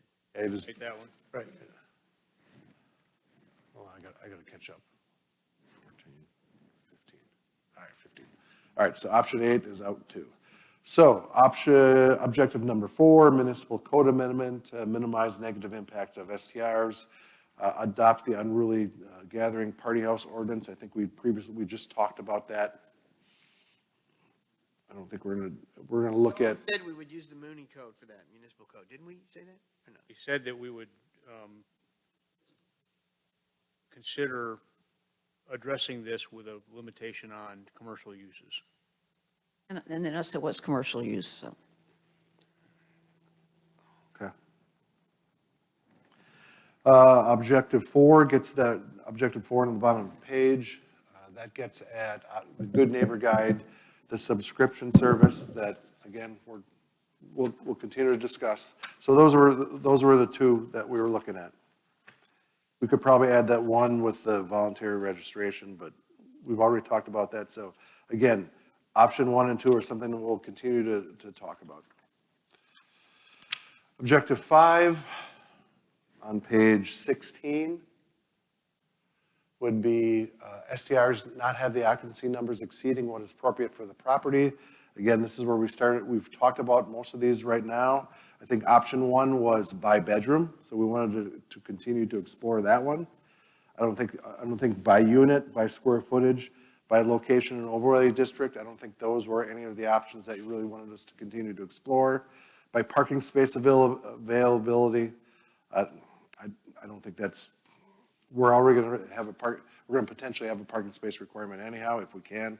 And then by special use permit. So I think everything from 2 to 5 comes off the table, right? Yep. They did on a previous page, yeah. Page 16, right? That was page 16. Now we're going to page 17, policy educational. This is where we talk about STR numbers not having occupancy. We have the Good Neighbor Guide and developing that voluntary registration program. I think we talked about both of those, keeping them both on the table and continue to explore that. Page 18, overnight parking in the right-of-way does not congest residential streets. So parking, provide adequate parking. I think we did look at that, parking space requirement, trying to figure out if we can enforce it. So 1, maximum amount of vehicles per approved parking spaces. And then we had prohibit parking in front yard unless on approved, on approved spaces. I think we're continuing to discuss that one. Option 2 was maximum amount of vehicles per approved parking spaces. So that just, again, it all limits, it's all looking at parking, you having the appropriate amount of parking on the site. And when we could, if we could do a permit requirement, then we could actually make sure that you have the appropriate amount of parking. It's similar, if you come in and you build a new house, we're going to make you have 2 parking spaces. So that's what we were trying to look at. If you had an STR, we were going to tie parking spaces to bedrooms, things like that. I think all of these are very problematic from an enforcement standpoint without a permitting process. But the one thing that we can do that directly addresses this one is the no overnight parking in the right-of-way, and it's not listed. Yes, because there's a PDO amendment. Oh, I hope I have that no, that's not a PDO amendment? I guess No. that's municipal code, isn't it? no, it's Yeah, next page okay, though. yeah. So do we leave option 1, 2, and 3 alone for now, based on what you're saying, or we drop them? I don't think they're realistically enforceable. So I think we addressed this one through the municipal Addressed code. it earlier, is what you're Yeah. Just because. Okay. I'm But- fine with them. Objective 6, page 19. Which is what we just talked about. Option 1 is what we liked, right? Trying to catch up. One's a PDO and one's a municipal code, so it's just pick, Hey, Kelly, can you get me down to page 19, because I'm having difficulty. It's the parking in the right-of-way and Municipal parking, yeah, prohibit in the right-of-way, blanket overnight parking. I think that's the one that you wanted to, that's the one you wanted to focus in on? Was prohibit parking by area and neighborhood, was that another one we also wanted to look at? No, it was option 1. option 1, yeah. Option 1. Yeah. Thank you, Carol. Page 20, overnight parking does not congest residential streets, policy educational. I think we've talked about all these, Good Neighbor Guide, develop a voluntary registration program, and install, option 2, we didn't really talk about that much, install parking regulation signage. So I think that relates to just the parking question. I think that we've already been talking about this, so we'll just keep that on the list for now. Option 7, objective number 7, not modified. I think we were trying to get at,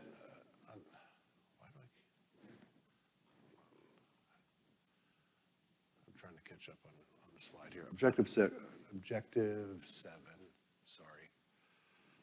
This was really, we were trying to look at ways that if something becomes an STR, that we don't want it difficult enough that when a future owner, when it transitions out of being an STR, it won't be difficult to transition back. And there's only one thing that we really thought of was to control the location of parking spaces. Control where official parking spaces are located to fulfill required parking needs would apply to all properties within the district. So I think we liked that, just that option previously when we were talking about parking. Page 21, Objective 8, we're coming to an end.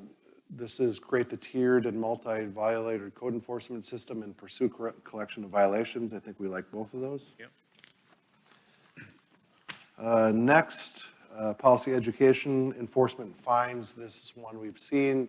Good Neighbor Guide, subscription service, and develop a voluntary registration program. This could all be components of that program. Help to ensure health and safety of occupants. This is objective number 9. Limit overall unit occupancy. I think we talked about a little bit of that previously. By bedroom? By bedroom. Something that we should look at. And then the pros we can develop. It's an easy standard to develop. Again, enforceability without a permit becomes a little bit more difficult. But I think we previously talked about it. We're going to keep that one on the list.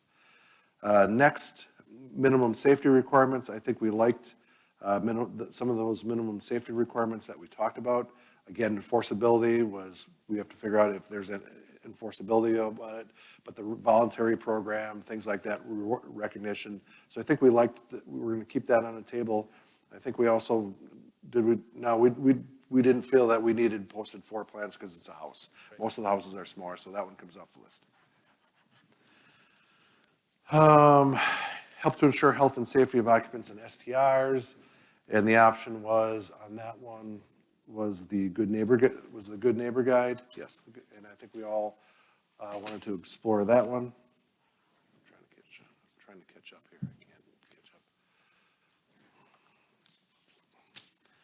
up. Number 10, some standards will apply only to STRs. I think all of number 10 is redundant. All redundant, so we've talked about all, yeah. Option 3, no, yeah. Yep. So we don't have to go into that.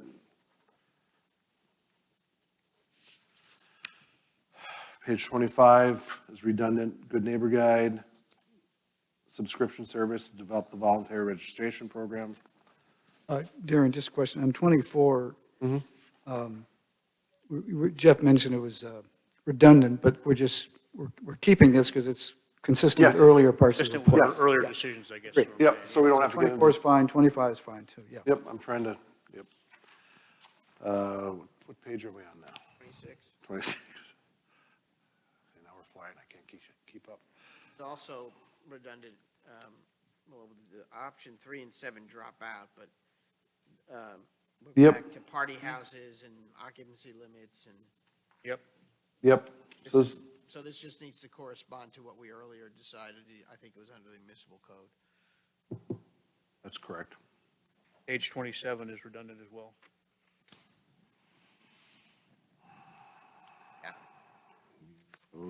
Okay. Good, and number, yep, 27, all is redundant. All redundant but for discussion. Yes, we're keeping on the table. And then, blissfully, we're at the end. I have some other council questions that came out. I don't know if you wanted to get into those right now, just part of the discussion. Seems to me those require a little research or Some of thought. them are correct. We ought to just deal with those separately. These are sort of policy questions or, yeah. Should we go to page 29? In other Is words, there a page number? in other words, you're finished. This section, yeah. Jane. Darren, thank you, sir. Oh, thank you. Thank you for bearing with me. But thanks to everybody. And everybody who's out here, thank you for bearing with us. No, I've lost all my you're- steam. we're all bearing with each other, trying to make progress here, and I I think we did. we're getting to that pot, as I mentioned earlier on, and I think we've put some framework here. Next time you see this, there will only be 24 pages. There are, no. Oh, no, the pot requires you get the pages down to half Okay, of this, well, just putting. I will do that. So now that we've gone through it all, what workable tools do we have to control the behavior of short-term rentals so they don't drive the neighbors crazy? We have overnight on-street parking. Maybe we have a certain amount of front yard parking stuff we can do. And we can have some escalating Fines. fines and Fines. stuff for not complying with municipal nuisance ordinances. On-street parking, did you say that one? I said, Yeah, that was okay. my first one. Safety requirements. What? Safety requirements? Safety requirements But we can't inspect. make it awkward for them not to have a fire Oh, extinguisher. we can ask them to do, We also But- talked about the carrot and being able to, we can't do anything much about occupancy, and that's one of the big things. Well, we don't know. We can create a standard and we can, I think we can devise a scheme to gauge that based on the advertised limits. The question is, what can we do about it? That's some homework we need to do. Because if we can't adequately regulate the behavior of the short-term rentals, the things that are driving people crazy in the residential zones, then either we need to ask for some kind of a local law, or we need to restrict short-term rentals from certain zoning districts, which is something we can do. So I'm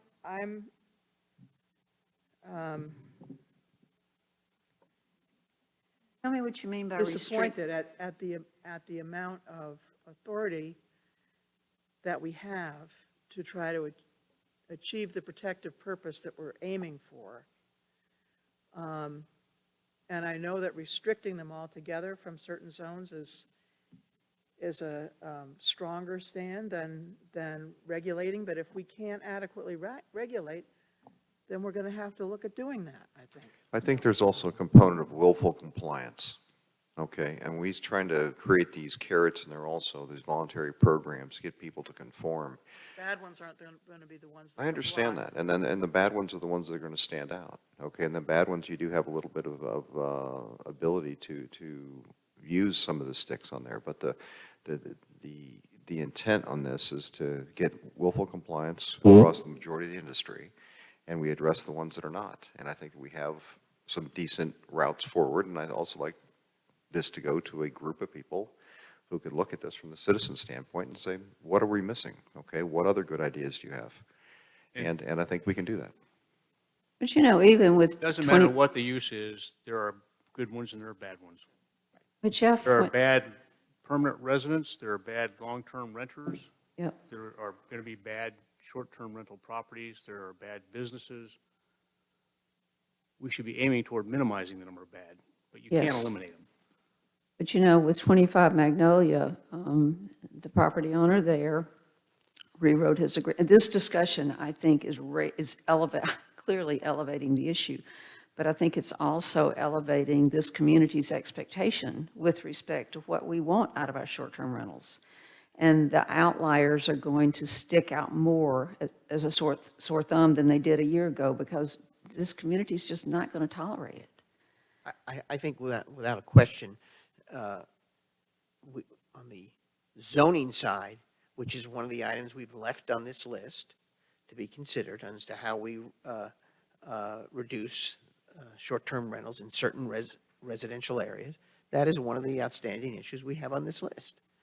and it's something we have to seriously address. There's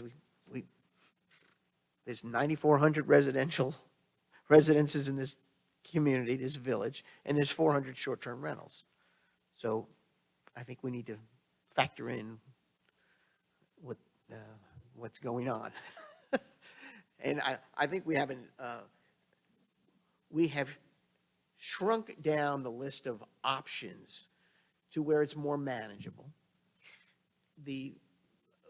Perhaps we will find that there's this font of information and agreement out there in the community between the short-term rental owners and property managers and the residents who have brought this to our attention. This issue is before us because of not the short-term rental community coming to us. This is here because of the residents who are upset about it. And so, we'll see in 2 weeks where we're at.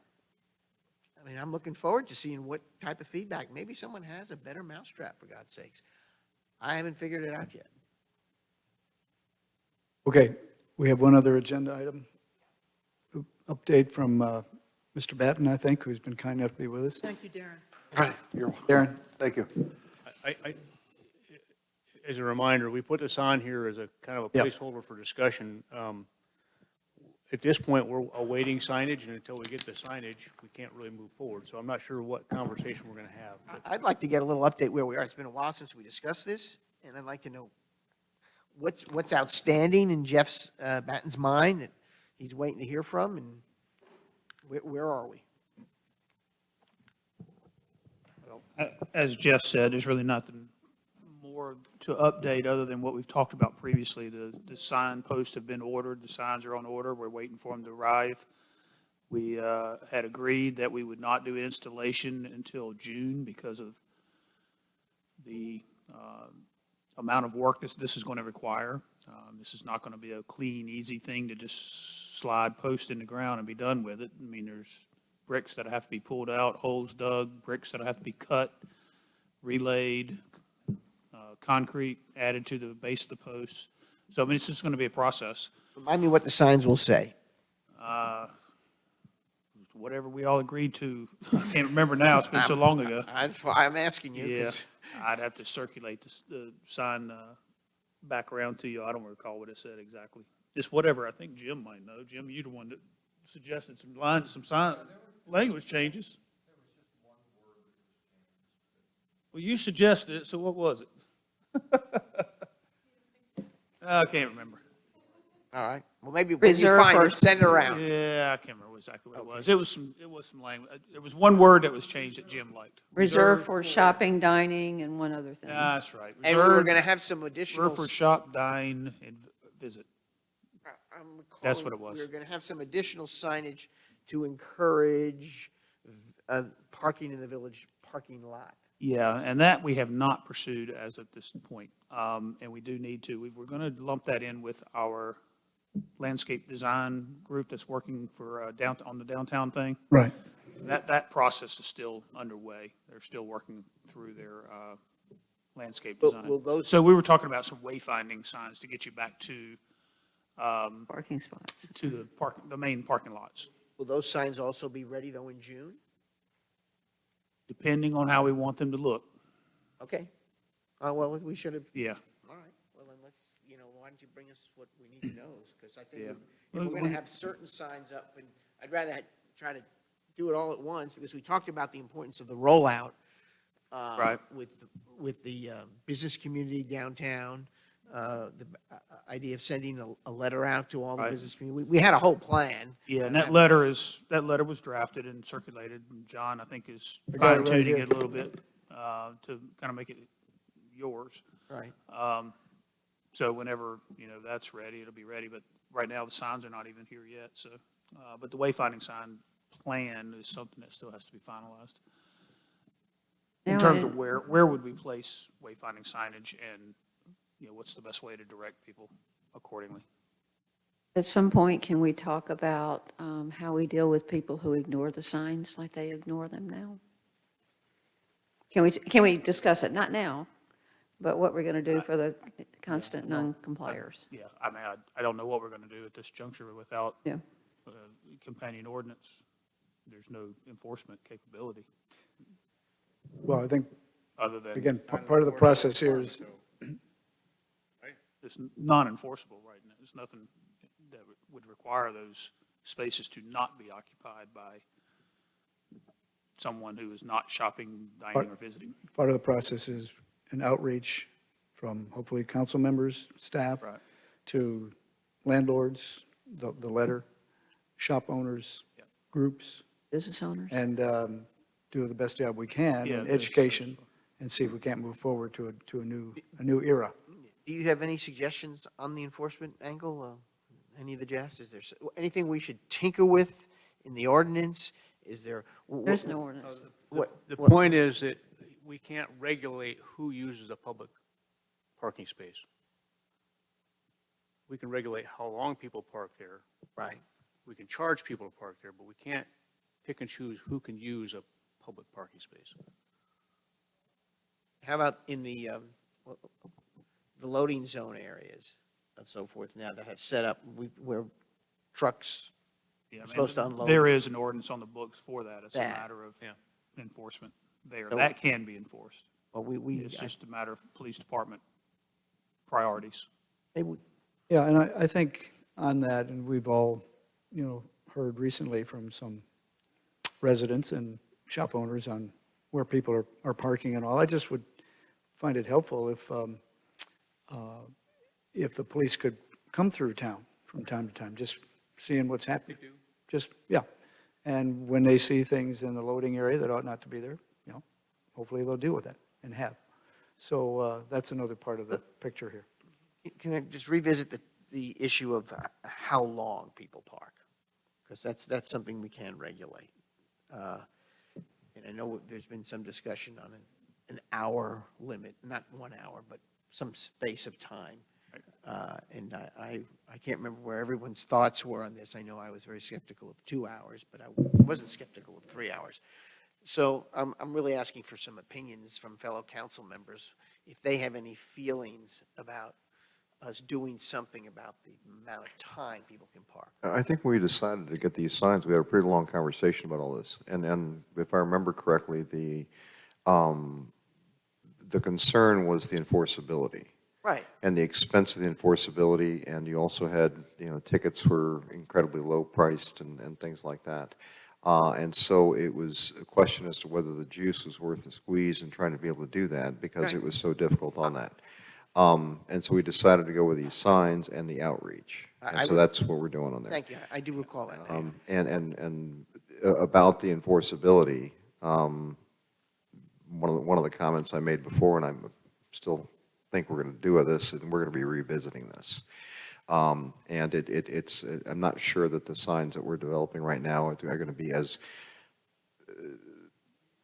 accomplishing exactly what we're trying to accomplish here. But it is the first step that's going there, and we agreed to move forward with it and see what happens. Thanks for refreshing my memory. I couldn't remember all the details. I recall all those now.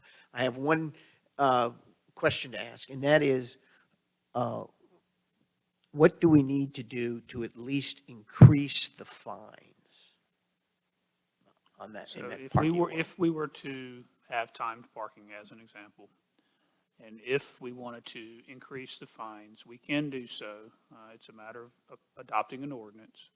We would need to decriminalize the penalty.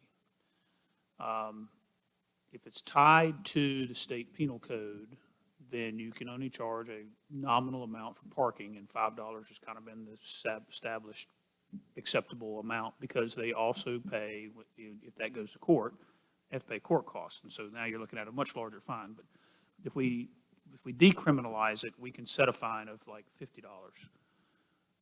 It's still going to have the problem potentially of chasing people down to get it from time to time. No, at But least we'd have a it is record.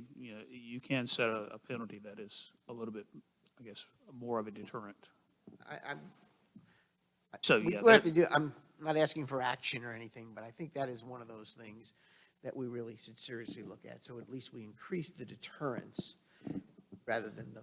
You just have to have go something back to and- enforce in order to have that It seems deterrent. we have this exact conversation about once every 3 or 4 years, and I don't recall why we keep talking ourselves out of that, but we do keep talking ourselves out of it. Well, So, help me, why do we? Didn't talk me out of like I it. said, I don't recall. We're going to have to go back and research the facts again. I'd be curious as to how we do talk ourselves out of it, but. You guys decided you wanted to take a softer approach, and the softer approach, I think, was in quotes, the words that y'all used. Softer to as a- me As was- a group. I agree with that. It was the signage and the outreach yeah. and doing all that. But I would certainly have on my short list going forward is to, it sounds odd, to decriminalize the event so we can charge a bigger fine. But But in order to do that, you But have to there's a establish. corresponding downside that we're forgetting about. I don't recall what it is. Cost of administering, the cost of putting into place, the cost of collecting. And we were all gonna, the- we were looking at hiring a part-time person that would, you don't have to use a sworn officer, and I don't think we want sworn officers Right, spending their right. time. Okay, You have to have, you can't chalk tires, that's. No, I'm not for that's not- chalking. It's not even allowed anymore. It's- Good. At least it has been ruled in at least one district that that's not permissible. But there are license plate readers and things of that nature that you can use that will, as you ride down the road, that'll mark the locations Mm-hmm. by license plate, and then you come back through, and if they haven't moved, then you may have an opportunity to ticket them. obviously you've got some knowledge here, so we can talk about it again. Yeah, there's, I'm really I interested. could send you the memorandum that Glenn Webb and myself had produced. Oh. Back when we very first talked about this, we produced, y'all had something in your council packet. A year ago? Yeah, I'd like to It's see been a that. while back. I'd like to take a look at it, thank you. Now, that's a good point. Which is Jeff, why we ended up Morgan, where and we are. Patrick wouldn't have seen that because it was about a year ago or before their election, so they wouldn't have seen that message that Glenn and you worked out. I was thinking it was in January. But just this year? last year. Or then you have seen it, okay. Yeah, I'm just, Thought you just said it was longer. I didn't think. I was- Okay. I think it was in January, but anyway, whenever it was. Yeah, I'd like to look. But I mean, if we want to recirculate it, it's no problem to do that. I don't have it What I here. don't understand about this whole thing. I really don't. If we're going to have a campaign to ask everybody in the village to please leave customer spots open, and we're going to write them letters and call them up and go visit them and everything else, and we're going to put signage that's precatory, but why are we putting signage that can never be enforceable? Why aren't we starting with signage that says, please only park on these streets for 2 hours at a time? And make that the subject of our campaign rollout. Because then, if our campaign rollout doesn't work adequately, and it's never going to be perfect, but if we don't get at least, 70% compliance or something like that, so that there's some turnover on the street, then we can come back and say, well, then we're going to just switch over and make it an ordinance and make it, mandatory, and we're going to have fines, and we don't have to change all our signage. How do you know if the 2 hours I is don't being think violated unless, how do you know if the 2-hour sign is being violated? A license reader. With the license So readers. so you're talking about the administrative, the I cost know of it. implementing it now? I know it. Okay. I know that. Well, I'm just I'd be clear- interested But in revisiting that. I don't want to decide now, I don't want to do anything, I don't want to change what the course we're on right now, I do. we got we're going to be meeting every 2 weeks, for God's sakes. So the signs are not till June, so why don't we just, Yeah, I think we voted on this in January. And came up with a Is route it for too it. late to change the signs to say, I mean, The sign itself is the cheap Is part of the- the process. I don't want to change. That's is the cheap the part. verbiage on the sign on a plate that can be unscrewed and taken off and switch to something different? Yes, actually it Yes. is, so Oh, yeah. we could change that, yeah. So, All right. It can be, But not yeah, now. the sign can be But not now. refaced, that's not a I problem. think Pat made that, we went through this, we decided to take this path. Maybe it's going to work, I'm going to do my darndest to help, I hope you will, but the sign could be unscrewed, or something, but At I least think we we have a tried to path, be and that was nice. the point of this. We I'm tried sorry. we tried to be nice. Yeah, I yeah, mean, yeah. Well, and Right. our hand is forced. We can't, we can't be nice anymore. I mean, we have to take more serious measures if our nice efforts don't work, which we think they probably won't, but at least we tried the nice approach. I agree with what you just said. So, all right, so we now, though, we're up to date on what the time frame is, where we are leading up to June. That's what we wanted to achieve here on this. So Jeff, I appreciate your staying around and doing that for us. No problem. Shall we move on to the rest of the agenda then, please? Are there any other work session business to be proposed tonight? Or any future agenda items that you want to put in the queue? Follow-up items, like parking was tonight? And if not, we can Well- just supply those to me or Jeff over the next few days. I want to thank Kelly, is she still? And Jeff Sanborn. They, at my request, they put together that tentative annual agenda items list that was sent to all of us. So I think I find it helpful, so I can, prepare and anticipate a few things coming down the road. In May, which looks like a very, very busy month, I guess, because we're on the eve of the end of the fiscal year. I assume that's what drives everything, right? A lot of budget-related stuff in May, yeah. Yeah. Is there anything that's, we're forgetting that's not on here that you might want to is there anything else that we know that in May we've got to sort of tackle? That we have to follow up from something we did last month or? Small area plans are probably on that list, but that would certainly be one. Well, what's on here in the small area plans, I saw something that said, where was it? It said something about renewal item, moratorium extension expires, renewal item is on the May 2022 thing. So that, I got that, I understood that one. And I guess, well, certainly we'll probably be in a better position sometime by the end of May. I to guess I address could the answer it by STRs. saying this. We started that list by just creating the annual cycle, the things that we know we do every month. Right. And all department heads had input to that. And then for the immediately upcoming months, we added some big things that we also knew were going to need to be addressed. Okay. I would expect that as we progress through these next couple of months, you're going to see some things that pop up on the agenda that aren't on that list. But it'll all work out. Fair enough. Sure. Okay, thanks. I think what was being looked for was just benchmarks that you're going to happen in a sort of specific time of the year every year. And then other things that are added in that we know are going to happen. So I think that's helpful in getting people's minds around where we're going to be in a couple months, likely. All right, anything else from this agenda then? Is there a motion to close the work session and enter a closed session? Anybody got their form there? I will move to recess the work session and enter a closed session pursuant to NCGS Section 318.11A5 to establish or instruct the public body's staff or negotiating agents concerning the position to be taken by or on behalf of the public body in negotiating the price and other material terms of a contract or proposed contract for the acquisition of real property by purchase, option, exchange, or lease. That's a motion by Jane Hogeman. Is there a second? Second. Second by Jeff Morgan. All in favor, say aye. Aye. Any opposed? Hearing none, the motion is adopted. We're in a work session in 2 minutes. We need to clear the room. Thank you all for being here.